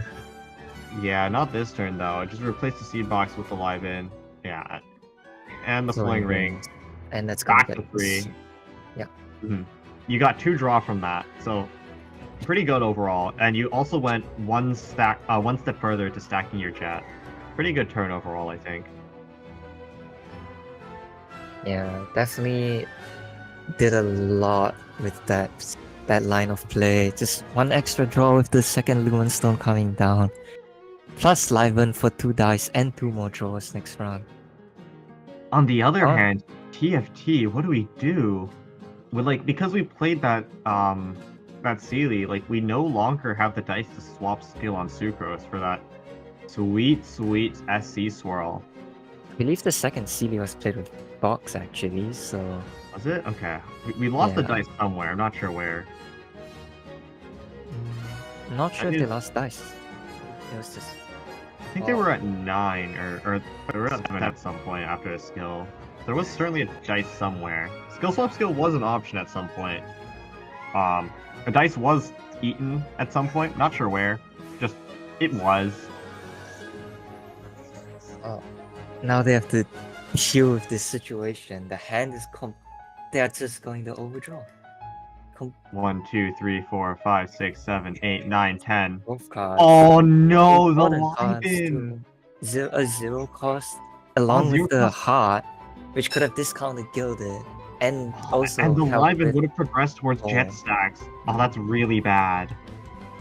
also a Wait, really and bad they have the card. Celia about to pop too. Oh, this is really bad. The heart would have also been useful for Ball Princess, so those are Yeah. not looking Oh, good no. for TFT. Oh, that heart could have given them a free gilded too. Yeah. Oh, that's not good. That's really not good. Well, they do have the SSK, which can They- be played for 0 because of the seed. But do you want to? If you want to play for 0, just play Dun plus Yayoi. It goes -1 in terms of hand size, and it's still 0. But you still have to play 2 more cards as well. Tough decisions. Because you play the Jet early? RZ already at 6 stacks with the Jet. Not enough And then to burst ready. burst yet. Honestly, just skill into burst, right? Because there's no aura on the TM, and they're running Sucrose. So there's absolutely 0 way you deny this. Was there a reason for equipping the Quicksword? Overdraw? No, there's no Sealy. Yeah, that was a bit questionable. I'm not sure what that was for. Oh, was it to proc their Lumens? No, but Lumens already popped, so I don't think... Yeah, what was the point of that? Curious. Might have just been a misplay, or a misclick. Could have meant to tune it or something, I guess? I highly doubt it. I think it's one of the cards that you actually want to keep in your hand. But either way, they are still very ahead. 11 dice this round and a 6 stacks Jet sitting in the support zone. The Gambler's in Maybe- hand as well. Yeah, Gamma. Really useful. I think we're looking all set up to win in this situation. Just skill into burst, and what do we do after that? Oh, did they foul swap to go Bennett burst instead of TM skill? I am thinking about that, but does that make a difference? Because by going to think- Bennett, you're effectively losing 2 No, damage because think you missed the you- reaction. If you go Bennett and you skill, that puts Diona onto... it will do 2 8 damage, right? So put her onto 5, and then if she skills again, she goes up to 6. Plus, your Lightning Rod would be on her, which means TM skill would lethal. That might have been what they were going for. Okay. So I think it was a bit questionable of a play. Either way, though, like they're still way ahead in terms of HP. Yeah, TFT just dumping their hand. Gilded onto Sucrose. It's not even going to draw. There's the Jet. I don't know how many There's a stacks we Jet. have. No burst ready, so we won't get use out of her this turn. We need to wait until at least next turn for that to happen. Going back. Yeah, the Oh, we bait the lethal, and then I haven't lost yet. Double Jet. Okay, hold up. It's not quite over yet. I believe they should be at like 3 jet stacks right now. With both jets played, they might go up to 5. The gamblers. Oh, Gamblers does come so out. many dice. The burst, Jet as the well. jet is going off. Saving Grace, there is no Bennett Burst right now, which means that just Diona Burst by itself should be able to bring out a lethal range by healing for 2. We'll play the Hash Brown just in case. Double Jet will come down. That Celia is going to draw a lot of stuff too. Like, if you draw a Liar Song, we're really back into the game already. Oh my god, that's a lot of dice. On both sides. It's only that's going a to lot of- bring them up to 9, unfortunately. Double Liar Song. Okay, there is a Gilded on the Sucrose. There is a So- guild on the Sucrose. There's Boar as well. There's And Boar. there's the Yayoi to discount double Liar Song. I think we're We have- about even in terms of dice. Yeah. On the other hand, we have to skill like 5 times to kill Nilu. So, you know? Well, If we the just- thing is, Riz still has the Bennett Burst. So, Riz does still have the Bennett Burst, if you're correct. Oh, that was a Cavarina still on Diona. Wait. Oh, we It's just actually- top decked. Wait, we yeah, just that's top actually decked a another pretty good- Gilded. Wait, Yeah. Boar into Gilded, and then like we pre-Liar to pull that Yeah. back. they still have 1 stack of the Boar on the The previous. second Boar. I Previous think we need to. Boar, yeah. I think we need to pre-Liar this. No, Or- there's a, no, there's a no, Gilded we on already, Sucrose. we already There's have a Gilded. We on don't care. Sucrose. Yeah. Man, this would be a situation where we would really want our King Squire because we get to one-shot the TM and like, unfortunate. I think it's Oh. fine though because that way, oh, we go Sucrose. Oh, still a swap here. There is fast swap Bennett Burst available. Although, That is true, but if you do that, I'm not it's sure. it's SC Swirl. I'm not sure if they necessarily have to go for it because TM skill here might still be fine. They could, yeah. TM skill, and then we swap Bennett later. Oh, Gildon to the Nilu, okay. It could just be TM skill, and then we sack to play the leave, or I haven't lost yet, to get even more dice on field. Yeah, this way you spend. This way you spend. You don't spend the extra dice swapping, but they swap the Oh, Nilu no. anyways. I think that was Oh. supposed to be a slow swap to force them to skill, and like you swap back onto TM, but they forgot they pre-played the Leave It to Me. Oh, That might come back to bite them. that might be the case. That might actually be the case. They have effectively 9 dice here with both Liar Songs, so it is The 3 gamblers, actions. the gamblers too. You Oh. guarantee lethal in and 3 gamblers, actions. basically. You do guarantee lethal in 3 actions, so that's probably closer to 11. Could be. Oh, 1 HP. Do we go for the play now? Do we lethal? Lethal, they lethal back. On the other hand, assuming none of them have gamblers, right? Like there's no Boar, there's no Liar, because we play the Judgment. Whatever dice we see on RIZ's hand is what they have, unless there's a gamblers in play, but I don't think there is. I'm pretty sure it's just... I'm pretty sure it's Heart, Gilded. We're back to 9 dice. Yep, This is- and it's about to go. And the only down skill as to well. To 8. Oh, huge! Massive sword That is big. on the Bennett. The dice refresh 2 coming in. That is +1 dice thanks to the pre-bore. But if we can get just 1 more dice, we win here. I mean, unless TFT can't outlast the summon. Because RIZ Oh, will end actually, first. they still have. What is the Edo card? Wait, they have the I haven't lost yet. No, but Judgment. Oh no, Judgment! They can't use it! Oh, but the question is, does TFT have enough HP? I don't think they do.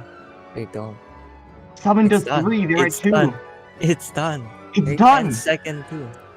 With the turn priority, RAZ, Yeah. their summon barely enough to take down the Diona. Oh my god. That ended up a lot closer than I was expecting it to. I thought No, I agree. RAZ just had it. They had such a good start that the Lumen Stone, they had, I think it was double Liven or was it one Liven? It was a Either way. Liven into a Lumenstone Liven. Oh yeah, yeah. It The was. Lumenstone It drew was them another definitely Liven. definitely one of the best starts they could have gotten, and with their deck, unfortunately, they did only get one jet, I believe.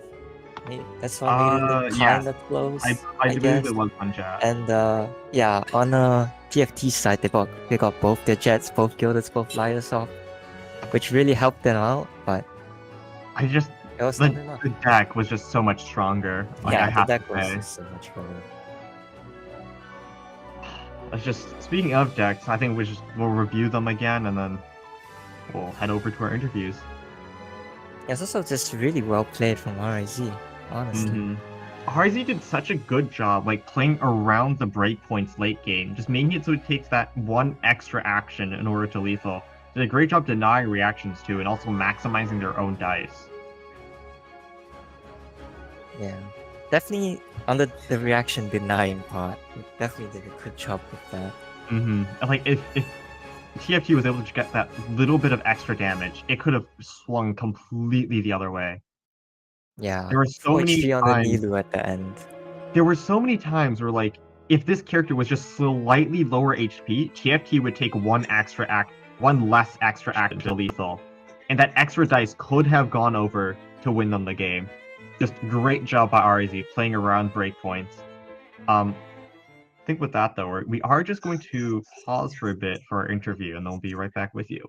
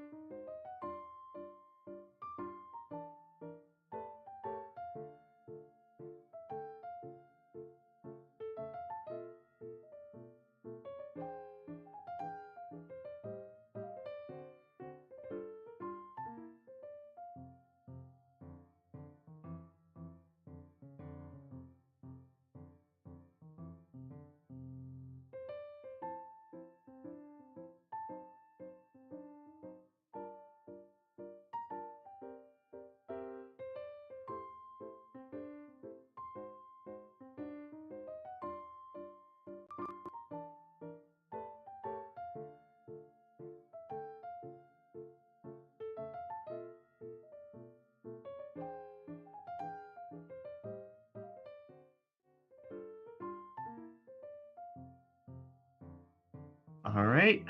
Hello and welcome back, everyone. Joining us right now is Z Crimlet from Team RIZ. Great Hello. match played. I'm gonna let Tyler take the first question this time. Yeah, congrats on your win. How did you feel going to this matchup specifically? Well, I'm a bit nervous because I know Binzu is a good player, and looking at their decks, if I give them the good swirls, I can lose to the damage race. But I do have Bennett, even though I didn't actually use Bennett first in that game. And one thing that I found out is that they don't have fast swap, so I'm actually not that scared of the swirls because I can control it really well.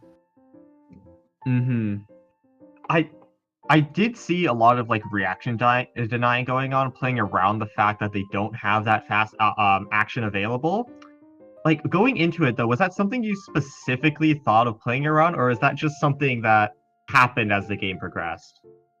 It's definitely one of the things that I kept in mind, and the other one thing that I kept in mind is that they have judgment, so I really thought that I have to go first at the third round so I can use all my event cards immediately. Mhm. Going first Yes. did pay off indeed. Speaking of the judgment, it actually came in really late, like towards the end of the round. Did you like get nervous at all towards the end? Because it actually got pretty close. Not really, because I know they only have one healing, which is the hash, and the healing was already used. And when the judgment came out, it's already too late. Like if I could use the last two event cards, I could use like one more action, but ultimately it didn't matter. Hmm. And like about your support character management, like what's our philosophy on that? Are we trying to like maximize usage as much as possible, or are we just trying to cycle them as much as we can? Like we just go net neutral is fine. Like we just sack them to get our jet stacks going. I see card, I play card. Great philosophy. I can agree with that one. Yeah. Any ending questions on your side, Pilot? No, nothing from me. All right. Well, thank you for joining us, Zcrimlet, and good luck on the rest of the games. You are currently 3-0, I think, so that's congratulations for you. Yeah, thanks to my teammates. Hopefully, you continue to get the good cards you're going to need for the bracket stage, and good luck for the rest of today. Thank you. Good luck for the rest of your last two rounds. You'll be playing for the Seahorse next round, so Yeah, this is That is the important match. yeah. Yes, and that was Zcrimlet from Team RIZ. This is the second time one of their members has been gracing us with their presence, so good luck to them for their future endeavors. We wish them the best of luck in their games. I think that will be it for round 3. There's a couple of things to finish up before we move into round 4, so we're going to move into a break to get all of that sorted.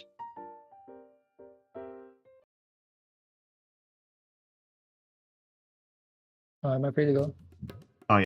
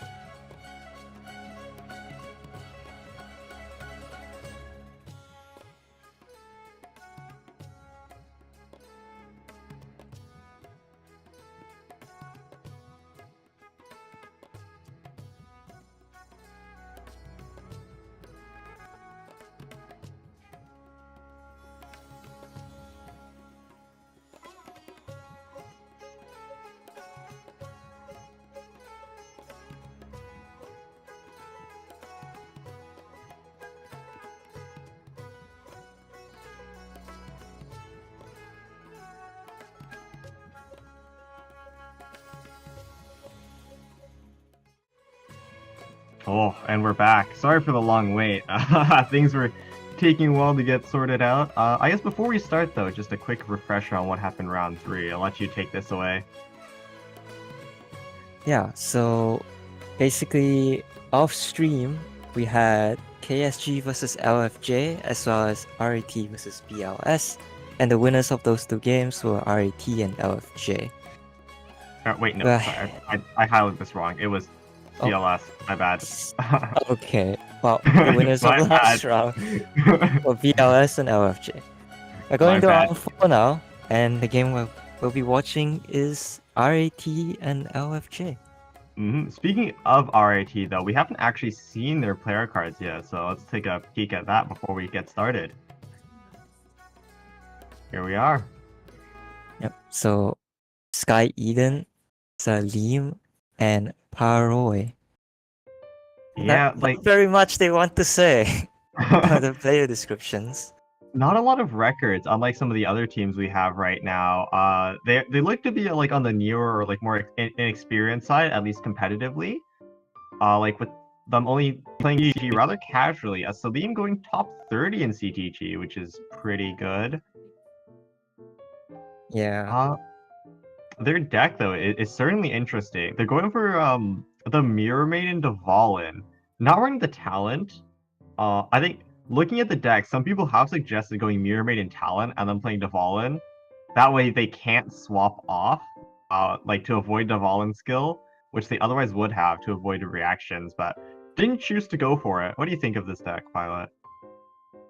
I mean, they just tried the best with the characters they were given. For those of you who have not seen which characters they've drawn, it's J Plume Terrashroom, Diluc, and Goro that are not shown or used here. So yeah, it's A- really a bad character pool. a bit of a brick. I must say, this is not as bad as it seems because they do have access to the freeze, which could come in useful against the other hyper Oh, magic that is decks. correct. You're right, yeah. Some of the hyper magics as well, choosing not to run any fast swaps, and if they do run one, it is a one-off copy, so a bit unreliable. That could be something that allows them to lead them to victory. That is something to watch out for. You are correct. Yeah, this is basically makes so the hyper magic deck has to be a little careful when they proc the jet because they don't want to be frozen with 9 or 4 dice left. That Mhm. would be really bad. Their opponent, though, LFJ, what about them? Oh, I think we've seen them before in round 1. This Cube SC deck. Yeah, well, good thing for them, they're one of the decks that brought a fast swap. Mm-hmm. The fast swap will do wonders against freeze, but like I wonder how much they actually need it. You know? Like they already have that Venti for the Storm Zone. So like they can swap whatever freezes are coming at them. And like you're only really getting the freeze application off of a swirl. So like you're only gonna get 1 freeze, maybe 2 around. So as long as you can leverage that Storm Zone, you might not even need to leave it to me. Yeah, I suppose. They also have access to freeze of their own with the Cube and the Taglia. True. Honestly, it's like with how little like actual pressure RAT's deck plays into this, right? Like you don't have any big follow-up attackers like a Yelan or Xingqiu to boost normal attack damage, and you don't have something like a Bennett burst to just amplify damage in general. So you could feasibly just sit on Tartag and start smacking. That could be a possible plan. Taglia definitely does a lot of damage. Let's see how this plays out. Great, game- great dice to start though for RAT. Like you got 3 Crow as well. Starting the Mirror Maiden, which is rather interesting. I would have thought maybe actually, no, I think this is a okay start. I just think no matter what you start on, it's just not ideal. Like if you can just get two elements onto one of LFG's characters, you can just swap them all in, and you're gonna rand all the time. Sorry, I'm looking at the deck list again and I realized something. They do not have Gildeds in their deck. You're right. Wait. So it's not quite the hyper magic deck Yeah. all the other teams in this group brought. I mean, It's just running guilds, it Yeah. has its trade-offs, right? Because like you're also forcing yourself to run things like more zero-cost artifacts as well as that Lyra Song. So it's like 6 deck slots you could be using for something else. Granted, the 6 Yeah. things you're replacing them for are really strong, but still. On top of that, they also have Chef Mao along with 2 minty meat rolls and 2 lotuses. The Chef Mao is, I think, misplayed by LFG. Tenju before Liben, classic mistake. I gotta call him out for it on that one. Hopefully, they don't get punished. Hopefully. But yeah, like, running Mao with only 4 food is an interesting choice. Like, typically, we do like to run at least 6. That way, we do get to leverage his, like, his searching function more often. And it lets us get use out of his like, free food on play. With only 4 foods, it's like, it's not a lot of use you're getting out of Chef Mao. Yeah. Well, there's one problem with both of these decks, and it's that they have a slow character, I heard you. but without the Mona, really. Or Which just is like the any main- selling main character way. in general. Or summon. It could be a little difficult to get swirls off. That's, So yeah, that's true. denying the swirl here might be a big deal. We are just swapping back onto the Mirror Maiden. I guess like we didn't want to stay on that Cavallo. We could have 5-cost it if we wanted to. We had a 5-cost twice actually if we really wanted to, but let's just opt for the Mirror Maiden slot. We do have Burst now all charged up. It won't do anything onto the cube because the Revive is still there, but it's nice to have later on. Although there is no Adeptus to boost that damage, which is a bit unfortunate. Yeah. Well, with 2 Hydro applications though, I can see going to the Valin being a possible play. Also, swapping off the Mirror Maiden here denies the swirl, which is of course what is important, and that is the Valin swap. We'll just be back to cube. Honestly, I think skilling is perfectly fine here. Like we apply the forgot what Deval's status was called. But we I apply think that it's total debuff. collapse. Is it? Yeah, okay. I think we it's already on the queue. Oh, No, no, that's that's Mirror protection. Maiden status. That's Mirror Maiden debuff. Okay.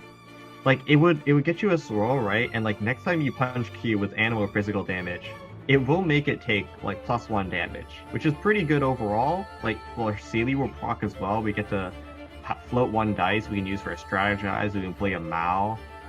Lots of stuff we can do with it. I have to correct you here. I think it's +2 on that status, so it's actually going to Oh, be, it's even better. a reasonable amount of damage. Like a second skill here would just trigger Cube's revive.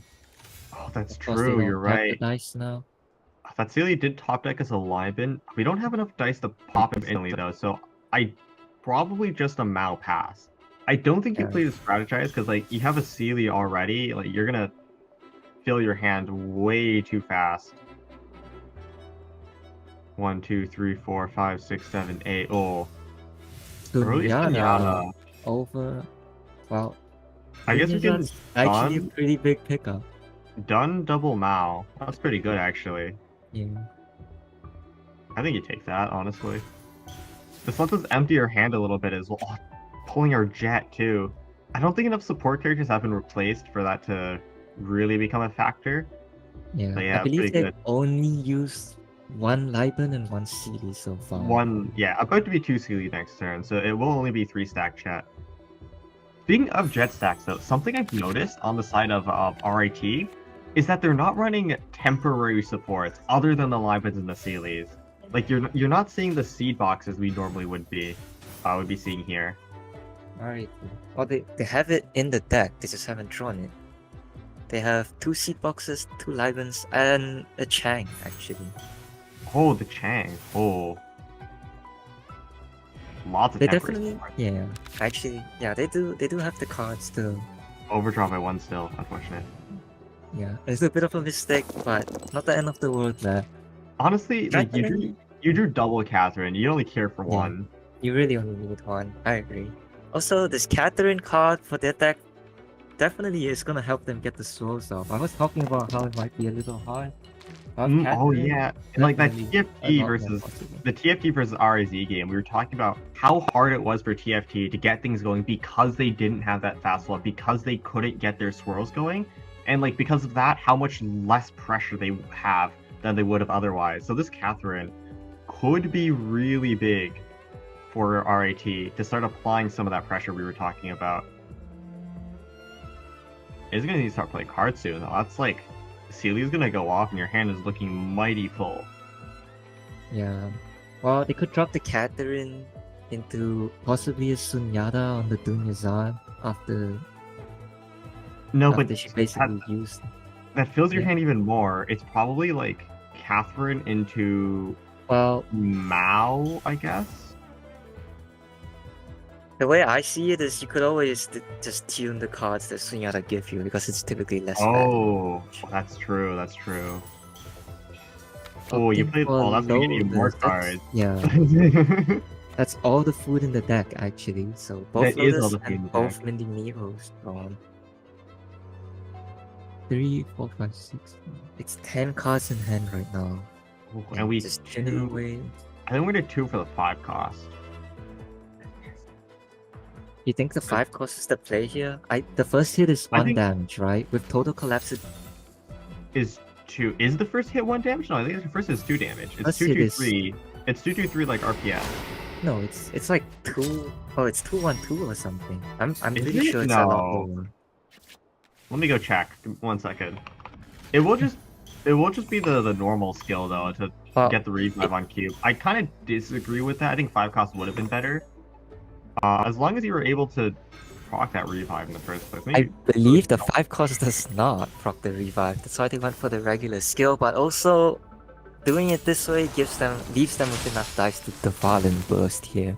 And they can apply total collapse to the last 2 it characters. is 2 initial, so it would have been Oh. 4 with total collapse. It would have proc the revive. Oh wait, they did use the prepare skill. Wait. Oh, they did use the prepare skill. Unfortunately, it doesn't actually say how much the prepare skill does. It just says deal 2 animal damage and then prepare skill for perpetual cleansing and ultimate cleansing. So Or did they just prepare skill now? I'm actually lost. I think they prepared skilled before because they had I believe so. Yeah, 8 and then dice, yeah, and now it they went have on to the 4. child. Okay. Yes. Wait, Unfortunately, is 1-1-2? Oh my god. No, it's not. It says the initial hit on Hoylab does 2. So it needs to be 2-2-3 or at least 2-2-2. I remember there being a 1 damage hit, but it doesn't matter here. Devalin gets frozen anyway. Doesn't get Yeah. the third attack off. He has the burst, but he can't use it. And he's only sitting on 4 dice. I Meanwhile, mean, like, we can use it. Free Catherine or the swap. No, but if we do that, Tartag Yeah, doesn't this- even die, and then we have no dice remaining to swap back. yeah, And then the we dice lose advantage Mirror right Maiden. now. The dice advantage is actually so huge. Yeah. You know, Jet really putting in her money's worth. Easily 3 actions, possibly even 4 with the insolent gamblers shall and be ball princess in hand It will for be the LFJ. mirror, it will be the Mirror Maiden swap after all. I mean, like, this Lotus lets you tank at least 2 hits, but that's still really rough, right? Because like 2 hits lets LFJ build up their Tartag burst, and if you swap onto Devalin, it's just 2 smacks for a Gambler's reset, and then like an 8 damage burst onto your Chong. Well, I think the play here might just be to go for the Mirror Maiden burst. You already have the Lotus on you, so it's still gonna be 2 hits from the target. I guess. I think no matter what though, you're guaranteed to lose 2 characters, which is not Oh, great. Yeah. 5 Although, damage. there is Big. Chong Yun at the end. True. Oh, we know the tech. We're gonna pull back the Cavalrina so we can get +1 dice from the 4. There you go. That's the initial freeze. No dice remaining. RAT having will be problems. forced to end. Yeah. Normal attack will deal 2. or I mean 3 with that Riptide, the 1 This piercing as body well. belongs to You have ice to go Deval in here. and snow. If you go Chong, I feel like you just insta lose. On the other hand, if you can somehow live this turn, like flop skill Actually, still no, actually it's feels pretty over. big. Because double no. Oh wait, because then the gamblers reset. Gamblers. Yeah, that puts you back to Into 4. burst. Into the burst for 7. If they lived this Uh, round, there was a chance for Chong to start If- using If there was The one more freezes. dice, if there was one dice to free Lotus Charm, like you actually win this if you're RIT. Yeah. He could have gotten the freezes off next round and it would have been It would have very been winnable. goated. Unfortunately, that wasn't the case. Yeah. Despite the HP difference at the end, it was actually a lot closer than it seemed, but nice try from RAT. Yeah, honestly, like just looking at the decks they had, like RIT with the characters they had made that game much closer than it would have otherwise seemed. Like they were just a single dice away from winning. If they just had one more dice to play that Lotus, it was their game to lose. Yeah, you really can't underestimate that deck. The freeze can definitely come in clutch in that kind of situation sometimes. Like the freeze like went huge. Like the total collapse did much more work than I was expecting as well. And like Mirror Maiden, that burst still hurts. I gotta say. Yeah.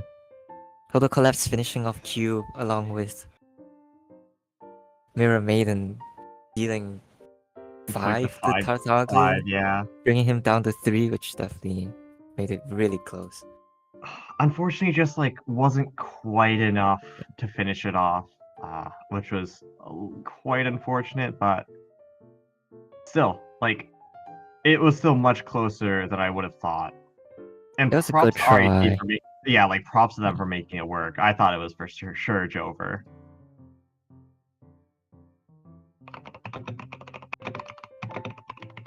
If they got the Catherine earlier and possibly had the Valiant start swirling like Hydro early, maybe I the mean, game would have gone a totally different direction. join I mean like even still one or two swirls wouldn't have made much difference. Maybe you bring Tartag within like lethal range of that maiden burst, but then after that, right, it's you still had I think it was Venti on 7 HP, so you would still need to freeze next turn to win. Tough going either way though. I think just the pressure Yeah. you're able to pull out with Fischl plus like Cube was just too much for them to deal with. Or sorry, I mean Venti plus Cube, just like the opening swirls to set up for Tartag freeze, like the Tartag solo to smack. They even did a pretty decent job dodging reactions, honestly. Well, True. I believe we're ready for the interview. Yes, we are. We're gonna take a short break Okay. to set it up, and then we'll be back soon.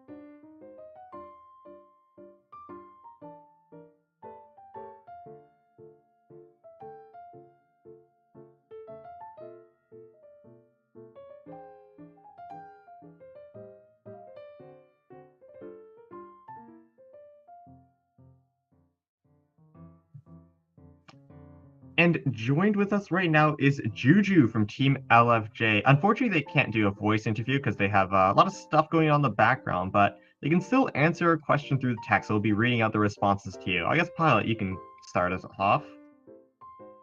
Yeah, well, congrats on the win. I believe you're currently 3-1. You have a relatively decent chance of making out this group if you win your next round. So, what are your thoughts going into the next game?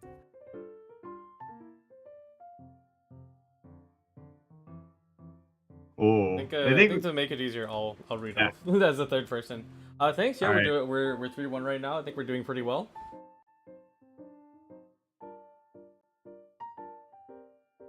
Yeah, second response. Go ahead. Do you think, ooh, pretty lucky on the match. What do you mean by that? Do you think, like, you drew well? Oh, 2 Jets on time. That'll do it, yeah. Oh yeah, that round 3, definitely. That round 3 was crazy, I'll say that much. Pretty lucky on the match. Got 2 Jets on time and the stacks. Yeah, that was pretty good.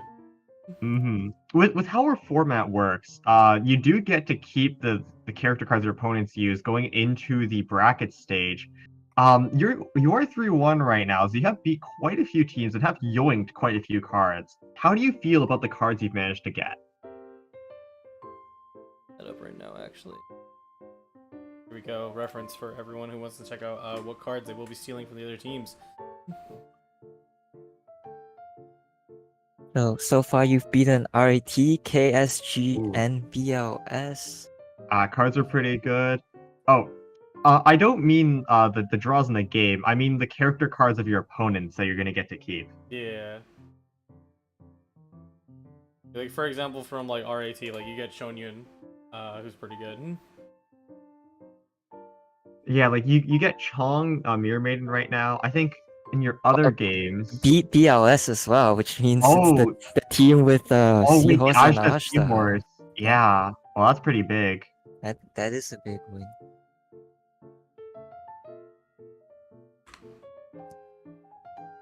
You beat KSG If as you well. need a reference for the characters the other teams you beat had, they are currently Yes. on stream in the Discords. It's on stream where we're at. It's Yep. also in the Discord pins. Okay, if not, you can just read it. See here. So, who did we beat? We just beat RAT. So from RAT, you'll be stealing Mirror Maiden, Luke, Tongyun, Devalin. No, we're not saying good. It's only the character cards they used. Okay. Yeah, So it will be Chong, Mirror Maiden, Devalin. You also beat BLS, so that would be Ajda plus Seahorse. I think there's another freeze deck. There was Wu Tao as well for BLS. Oh, Hu Tao, true, yes. And then you also stole, it was Cryo Assistant Xiangling Electro Cube. That'll be what you yoinked. How do you feel about like those character cards and adding them to your deck? Juju says, I think they were also a threat with the freeze deck. I did kind of get scared at the Mirror Maiden burst, but yeah, they had a pretty stacked roster, me thinking. I think like that Mirror Maiden was pretty Yeah. scary. The total collapse did like a lot of damage too, more than I thought.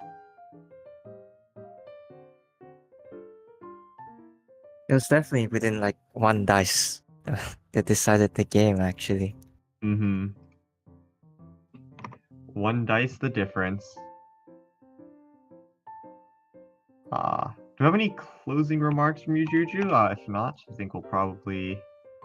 I thought they freeze on our combo turn in fairness. Oh, true. They did have fast swaps, unlike some of our other Hyper Magic teams. Yeah, like anything you want to say to the audience before you leave?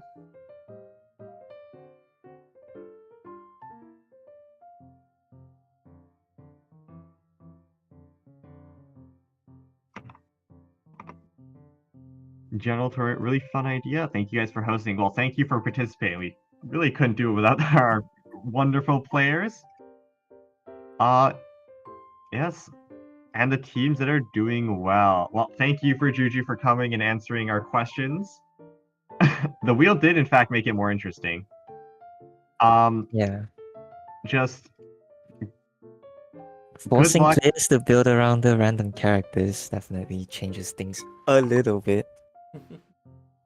I think for sure forced players to build decks they otherwise wouldn't have thought to use. But yeah, thank you, Juju, for coming here.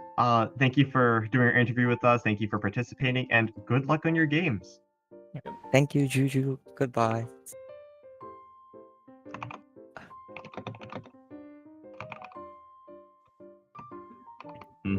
I think after that interview, we're gonna just set up round 5, and we'll be back really shortly. See you in a bit.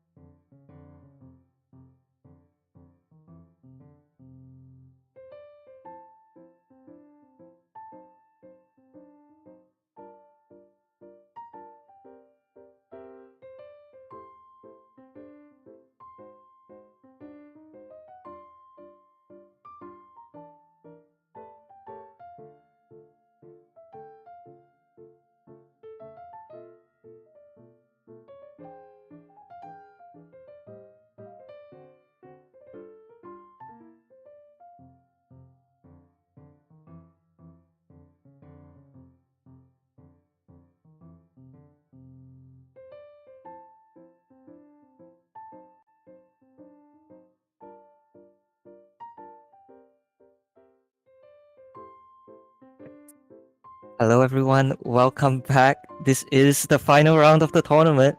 Woo! We can finally go asleep. Let's go.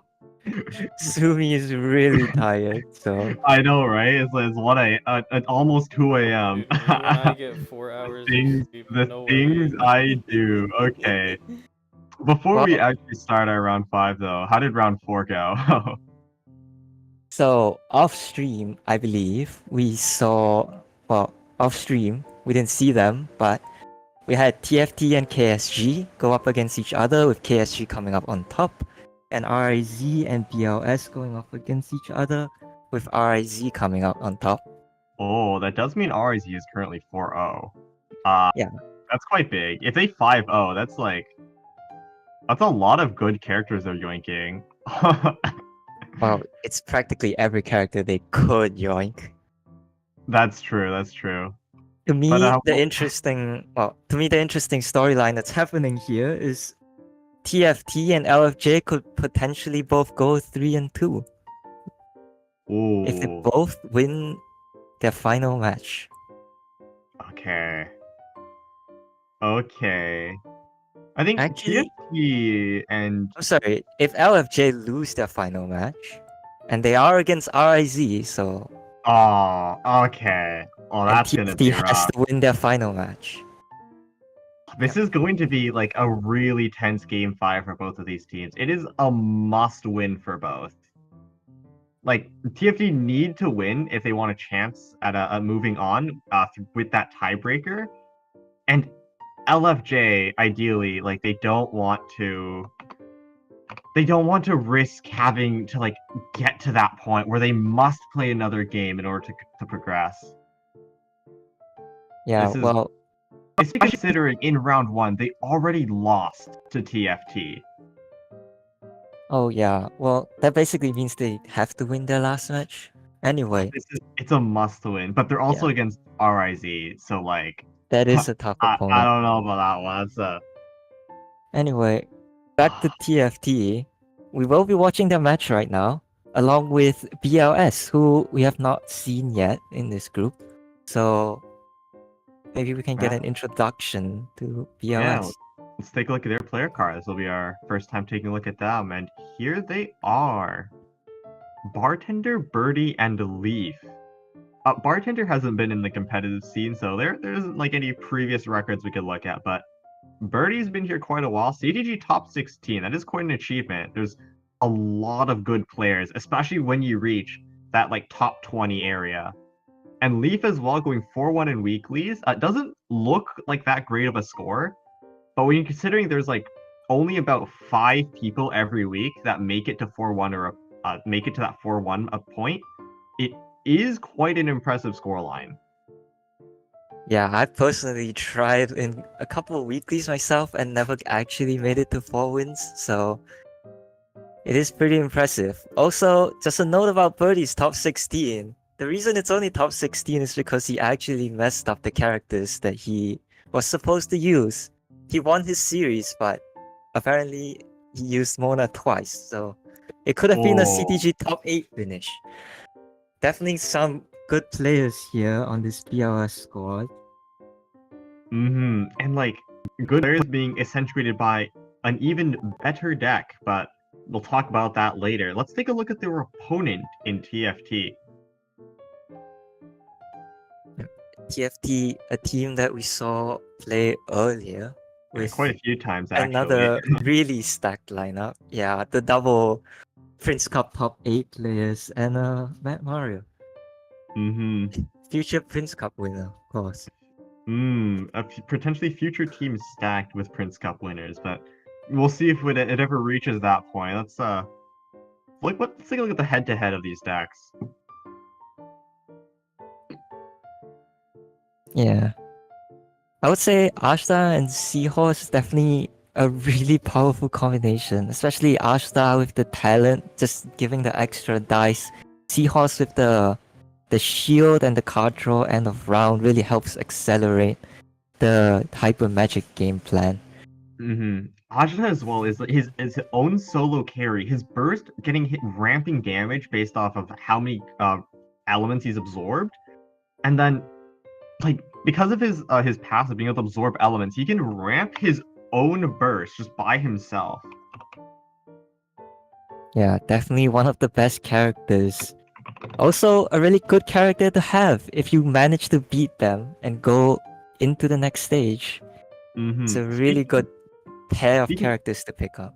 Speaking of good characters to pick up, like that Fischl as well. Of course, BLS currently doesn't have enough wins to progress, but if they did, like Fischl is a really flexible character for a lot of decks. It is a very sought after character.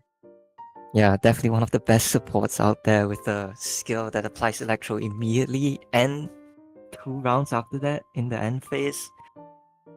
The burst isn't played for as much anymore, but like 4 initial, 2 piercing is quite a lot of value for just 3 dice. Yeah.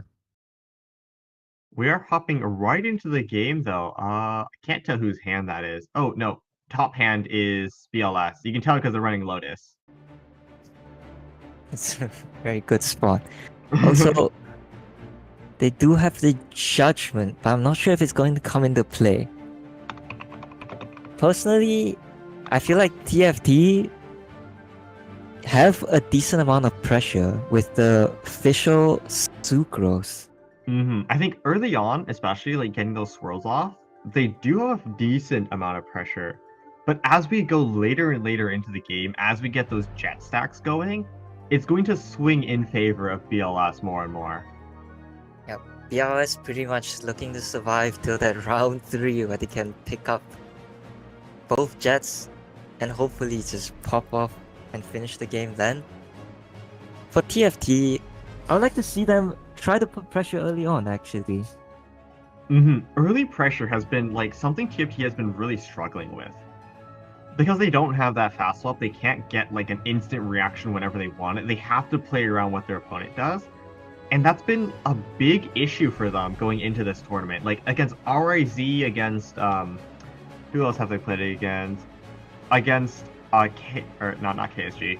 Against I can't remember. RIG against LFG as well. They won against LFG, but they still really struggled to get their reactions going. Okay, well, BLS is gonna open with the Ashtar skill. This is Oh. going to allow him to absorb. The Expecting brick, official skill here. I mean, they might not get it. That brick on dice is not what you want. Well, they just And went for the early- Sunyata for the tune, and that's a Liban. Actually, the Liga Actually, Harbor what? Wharf. Wait, is this full ramp? It's the full ramp. Yeah, we go for this. We game. man. Yeah, Because BLS doesn't have something like that Linny, and they did go for instant Ajda skill, there isn't like anything to force you off official. There isn't like an overload threat or anything. So they can still get a summon start of next round. And now they also get like a massive dice and card advantage on top of that. yeah, they're about to draw 6 cards and going to the next round with +4 Omni dice. I'm not gonna Omni lie, that's die? gotta Yeah. Oh. It's gonna be one of the Oh. best Zenyatas I've ever seen. Yeah, double the Liban and Wharf both coming in really handy, filling up the curve. Not only that, they also deny the 1 extra dice that Ashtar was about to get from just getting hit by Fischl. In addition to this, they're also filling up their Jet stacks. Like, Jet is already at +3 right now. What a massive turn 1. Yep. I mean, like, it doesn't help with their damage pressure, which is early damage, which is like what we've been really harping on, but it will help them moving into the late game. Look at Well- that dice difference, holy. It is a big dice difference, but these are not quite the cards they're looking for. That Sealy definitely helps. The C-Box suit replaced it for free. Yep. And it will be finally the official skill. Absorption for Ajna. Electro is, I mean, it's okay, right? Like, overload with the Hu Tao, assuming you ever get that power app. You do need to skill first for 2 dice before you ever start applying anything, which is the detriment of characters like Hu Tao and Yoimiya. You do have to spend dice in order to gain that infusion. Which is why characters like Linny are preferred. You get that instant power, no questions asked. Yeah. Well, BLS have a few options here. They do have the Electro dice to go for Ashtaha Electro skill.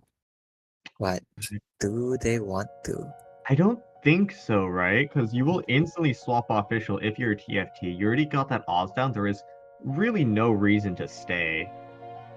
At that point, we go Sucrose and we chill, or like we go Diona. We apply that double element for a nice double reaction on the swirl later on.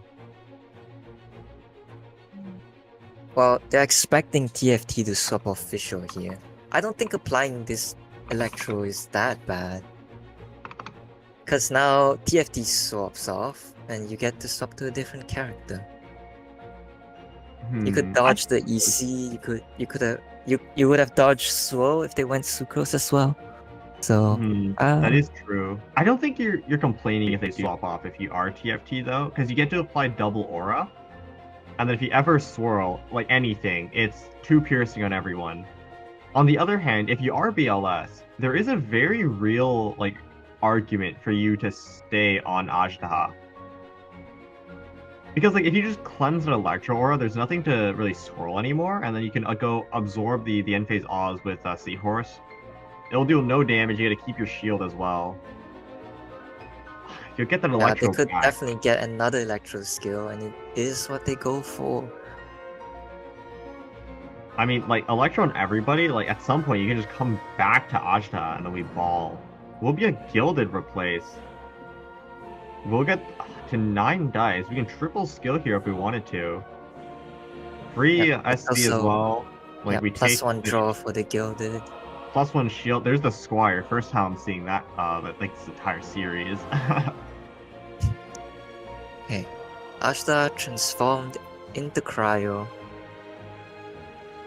With the Gilded, unfortunately this is post-nerf Gilded and it won't give the Omni that they could have used here. But they might just go for a burst, just to sink damage in at this point. Burst would actually still do it. It will still do a fair amount of damage, like, well, 6. It is 6. Diona barely lives with that 1 shield she generated for herself.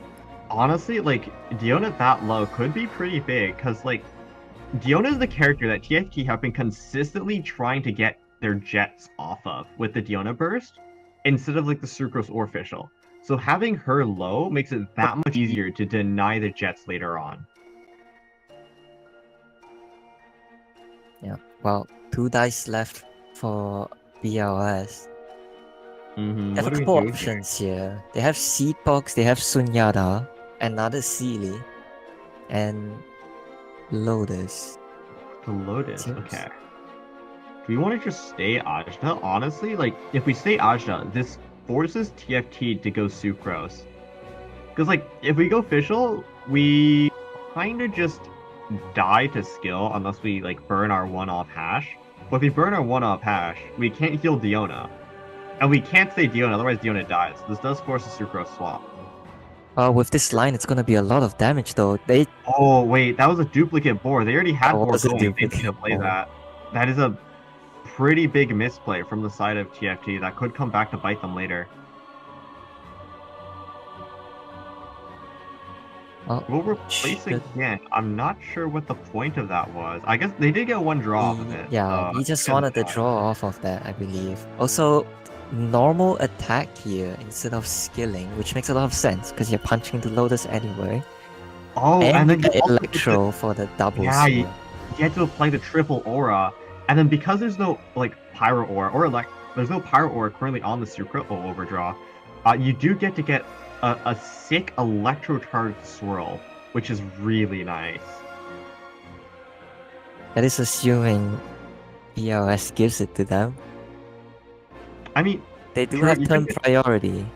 You could get a double swirl, but I think even a single swirl you're happy with. Yeah. Like single swirl you get to keep Cryo Aura on one of the characters, which is fine as well. Either ways, there's no dodging the swirl this round. All 3 characters applied with an element. How close are BLS to their combo? Because what have we seen out of them so far? I think I saw a Sealy and a Seed Box. Okay, yeah, Seedbox got Sunyata. And they procced 1 Sealy, if I'm not Yes, they did. Jet 2 stocks. Yes, that does sound correct. They Zenyatta get to 3 stacks, and then Sealy proc for 4. I don't believe there's enough to proc Jet this turn, so BLS will need to wait for next. It will just be a Lotus. Okay. I mean, playing that Lotus does make it so that if TFT does go for the swirl, Ajda will live on 1. Yep. And the It is Fast also- will come back. It's also Judgment being played there, so no Liar yeah. songs. We've already seen both Ball Princesses, unfortunately. Unfortunately, yes. But no Liar songs and no Return Judgment from TFT side. Oh. I think It will be- stopping the Judgment here might actually be a pretty big deal. Yeah, the reverse judgment, like, this makes it so you can play the Zenyatta if you want. You still have the Boar as an option. You still, like, can play your fast swap too. The thing is, though, BLS doesn't have the dice to proc their own Jet this turn. Oh, that double SC we were talking about, like, it hurts so bad. It hurts so bad. And then what do you do here? Like, if you Talon, your Ajna's going down, and that's no more burst for you. That's really rough. On the other hand, if they lethal Ajna with Sucrose, you just go into Seahorse, and then the Superconduct will take out Diona, and you get a free Gambler's Reset off of that. Yeah, I think it's definitely Ashta hard talent here. On top of that, I think it counts towards Ball Princess when it goes down, so it really Ajna makes talent, it so that Ajna talent isn't an equip, so it will Oh, just it be the doesn't? artifact. well, it is still 1 extra dice regardless, and you do get to swap onto Seahorse. Okay, it is Ashta coming out. Mhm. Ashta talent coming out as predicted.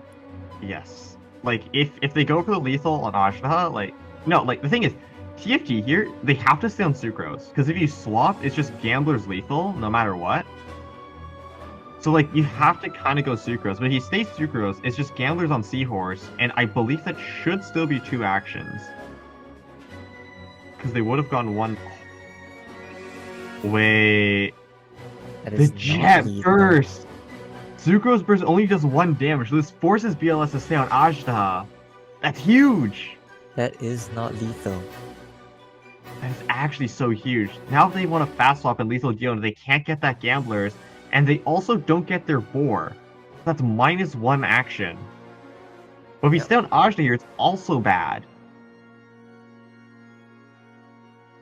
Man. Turn priority is passed back to BLS, and now they have to figure out how to deal with this situation. It's I think- really good play coming out from TFT. Oh, that's great play from TFT. Like, presented with options 1 and 2, which are both bad, they kick down the door and pick option 3.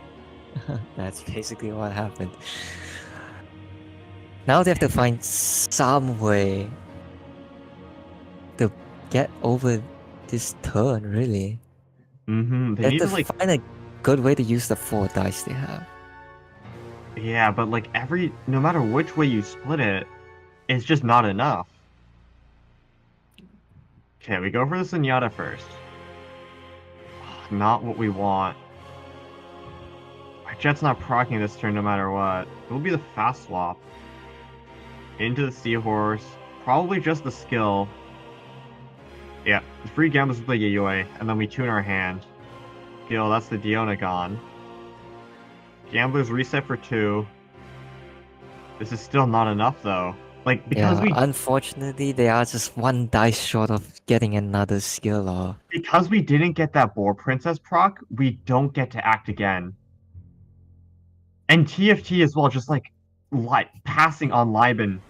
This is so bad because like 2 dice remaining, like we give ourselves turn priority and then we let our summons finish off a character. Yeah, really nice play from TFT here. Also with the hash brown next round, it's a very good chance they could easily take this. Sucrose would effectively be at 6 HP. I mean, They probably have enough dice with the Jet to finish them off. That 2 damage also brings Hu Tao into Sucrose's lethal range. It's just gonna be the Seahorse now. yeah, 1 skill will be all it takes to bring it down to a 2v1. Seahorse versus the world. Can he do it? can Seahorse do it? That is the question. Yeah, that's Sucrose play on the previous two rounds really. Firstly, the normal attack instead of skilling to get the Yeah, electro like applied. to force with the onto double Ajdaha, Yeah. like to force and like deny the Seahorse value, and then like after to burst to make sure they're forced to stay on Ajda even more when they really didn't want to. Like, great play. Double Senata too. Maybe trying to draw into another jet. Not there, unfortunately. Possibly. Pretty gilded though. We Either take that. ways, it's basically a done deal here. Seahorse on 5 HP cannot even lethal the Sucrose. With One Hash damage Brown, off. yeah, it's 4 hits for the Seahorse to finish this game. I just don't see it happening here. The Hash Brown forces out another action as well. Not even gonna Yeah. use it. Wow, we won or I haven't lost yet. I mean, it doesn't matter either way. They want to save the Hash Brown for Official, so they have to hit Official two more times. I mean, no matter what character you're going on, they're forced to punch twice, no matter what. But yeah, the breakpoints work out better on Official. Really thinking on what we can do here. I mean, we have a liar in there. We have a jet. We could proc a jet if we. No, we can't even proc they our can't. jet. We don't have no enough support. No supports. Yeah. That's Unfortunately, this is going to be game. Probably. just a naked burst coming out. I mean, it is 4 dice. Thanks to that gamblers. He's probably right, like- praying the Hash Brown is not in Oh, hand. the King Squire! I forgot. Official normal attack, Sears would have lived on 1. I mean, but then they had the Hash Brown. They could have just attacked again. Yeah, and the there were King's two, Squire coming out as ways well. out. Yeah. There were Not two a outs basically, but there was no chance here.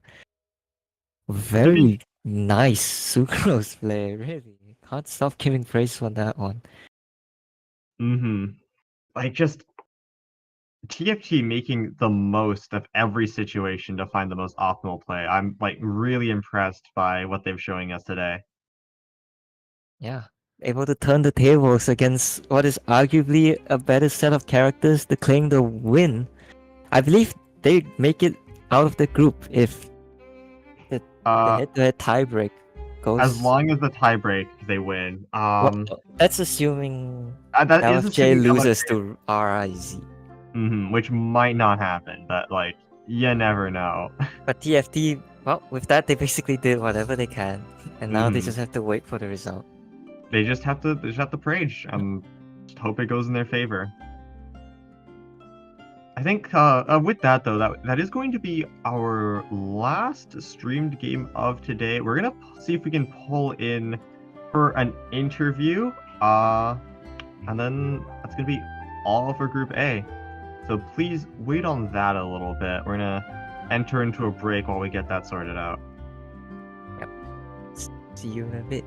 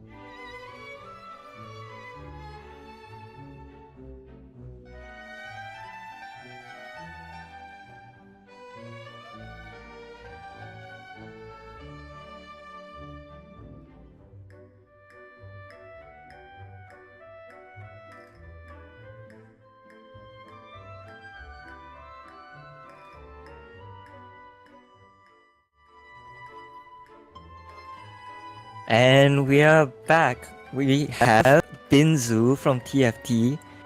First off, congrats on your win against VLS. If LFJ lose their game with against RIZ, I'm pretty sure you'll be making out of the group stage. So, how do you feel right now? Are you nervous? Anything? Any thoughts going forward? I mean, pretty relieved that we just high rolled the last game, and it was emotional roller coaster this last game.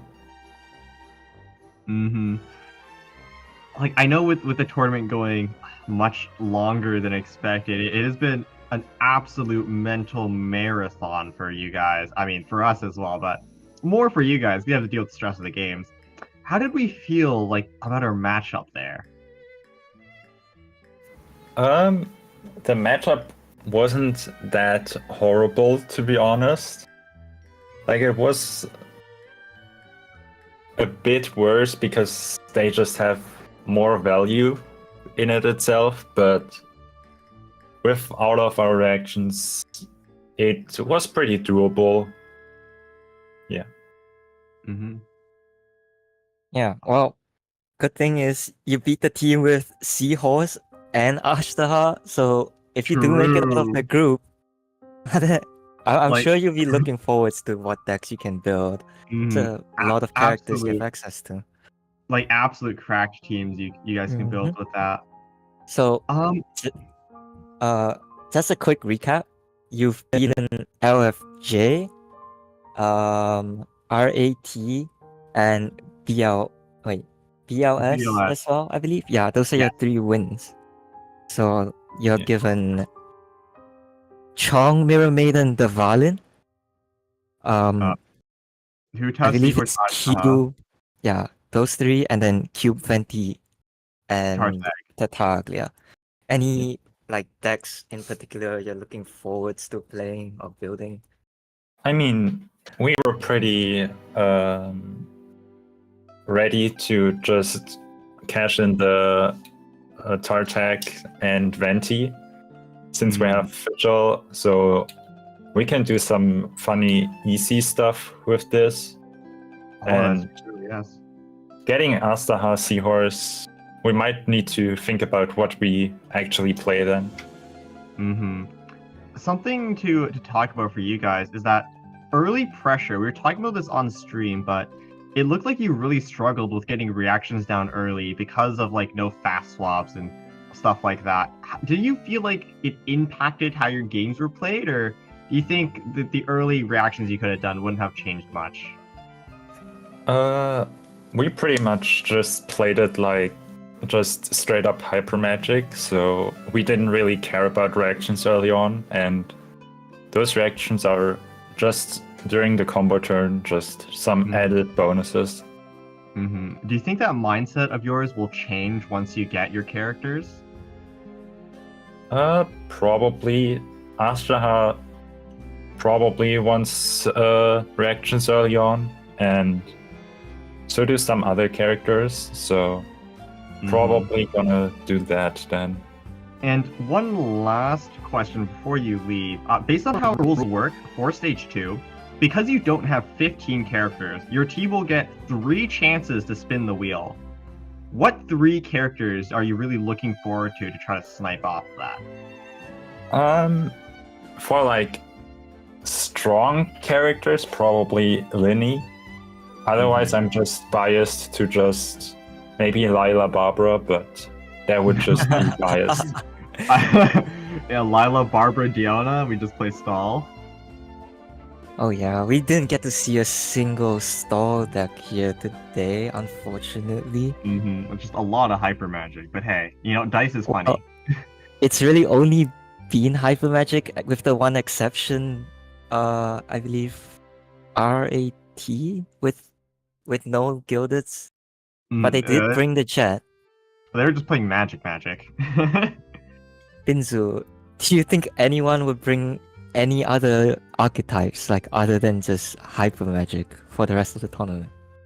I mean, if the cards allow it, we probably will see it, but with just random 3 characters, Hyper Magic is just the closest thing. Maybe in like knockouts, people will bring stuff. Mm-hmm. Well, thank you very much for joining us, and congratulations for probably making it out of the group stages. You have to win the tiebreaker versus LFJ first, but I mean, you already beat them in round 1, so best of luck for that. Yeah. Do we have any closing remarks before we leave? No, not really. All right, well, I'm gonna let you sleep. Thank you for being here. Thank you for coming to the interview. And that was Binzu from Team TFT. Thanks a lot to him for coming and staying up quite late to participate with us. But with that will be everything from Group A. That will be all our teams, all our matches. We're going to have a tournament again for Group B tomorrow, Pilot. You have the details on that. Mm-hmm. It's gonna be right here on this channel at 8 p.m. PST, or you could just check out the different socials or join the Discord. I believe there's a pinned comment in the chat right now. You can use to keep yourself updated on the schedules, along with a bunch of other information, such as a raffle. Yes, our neat raffle.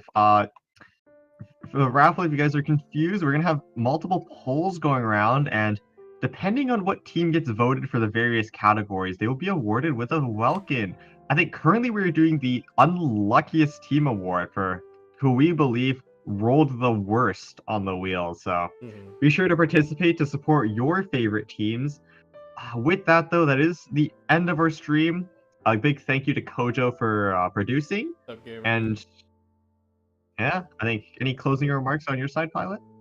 No, I'm glad I got to come on here as a co-caster.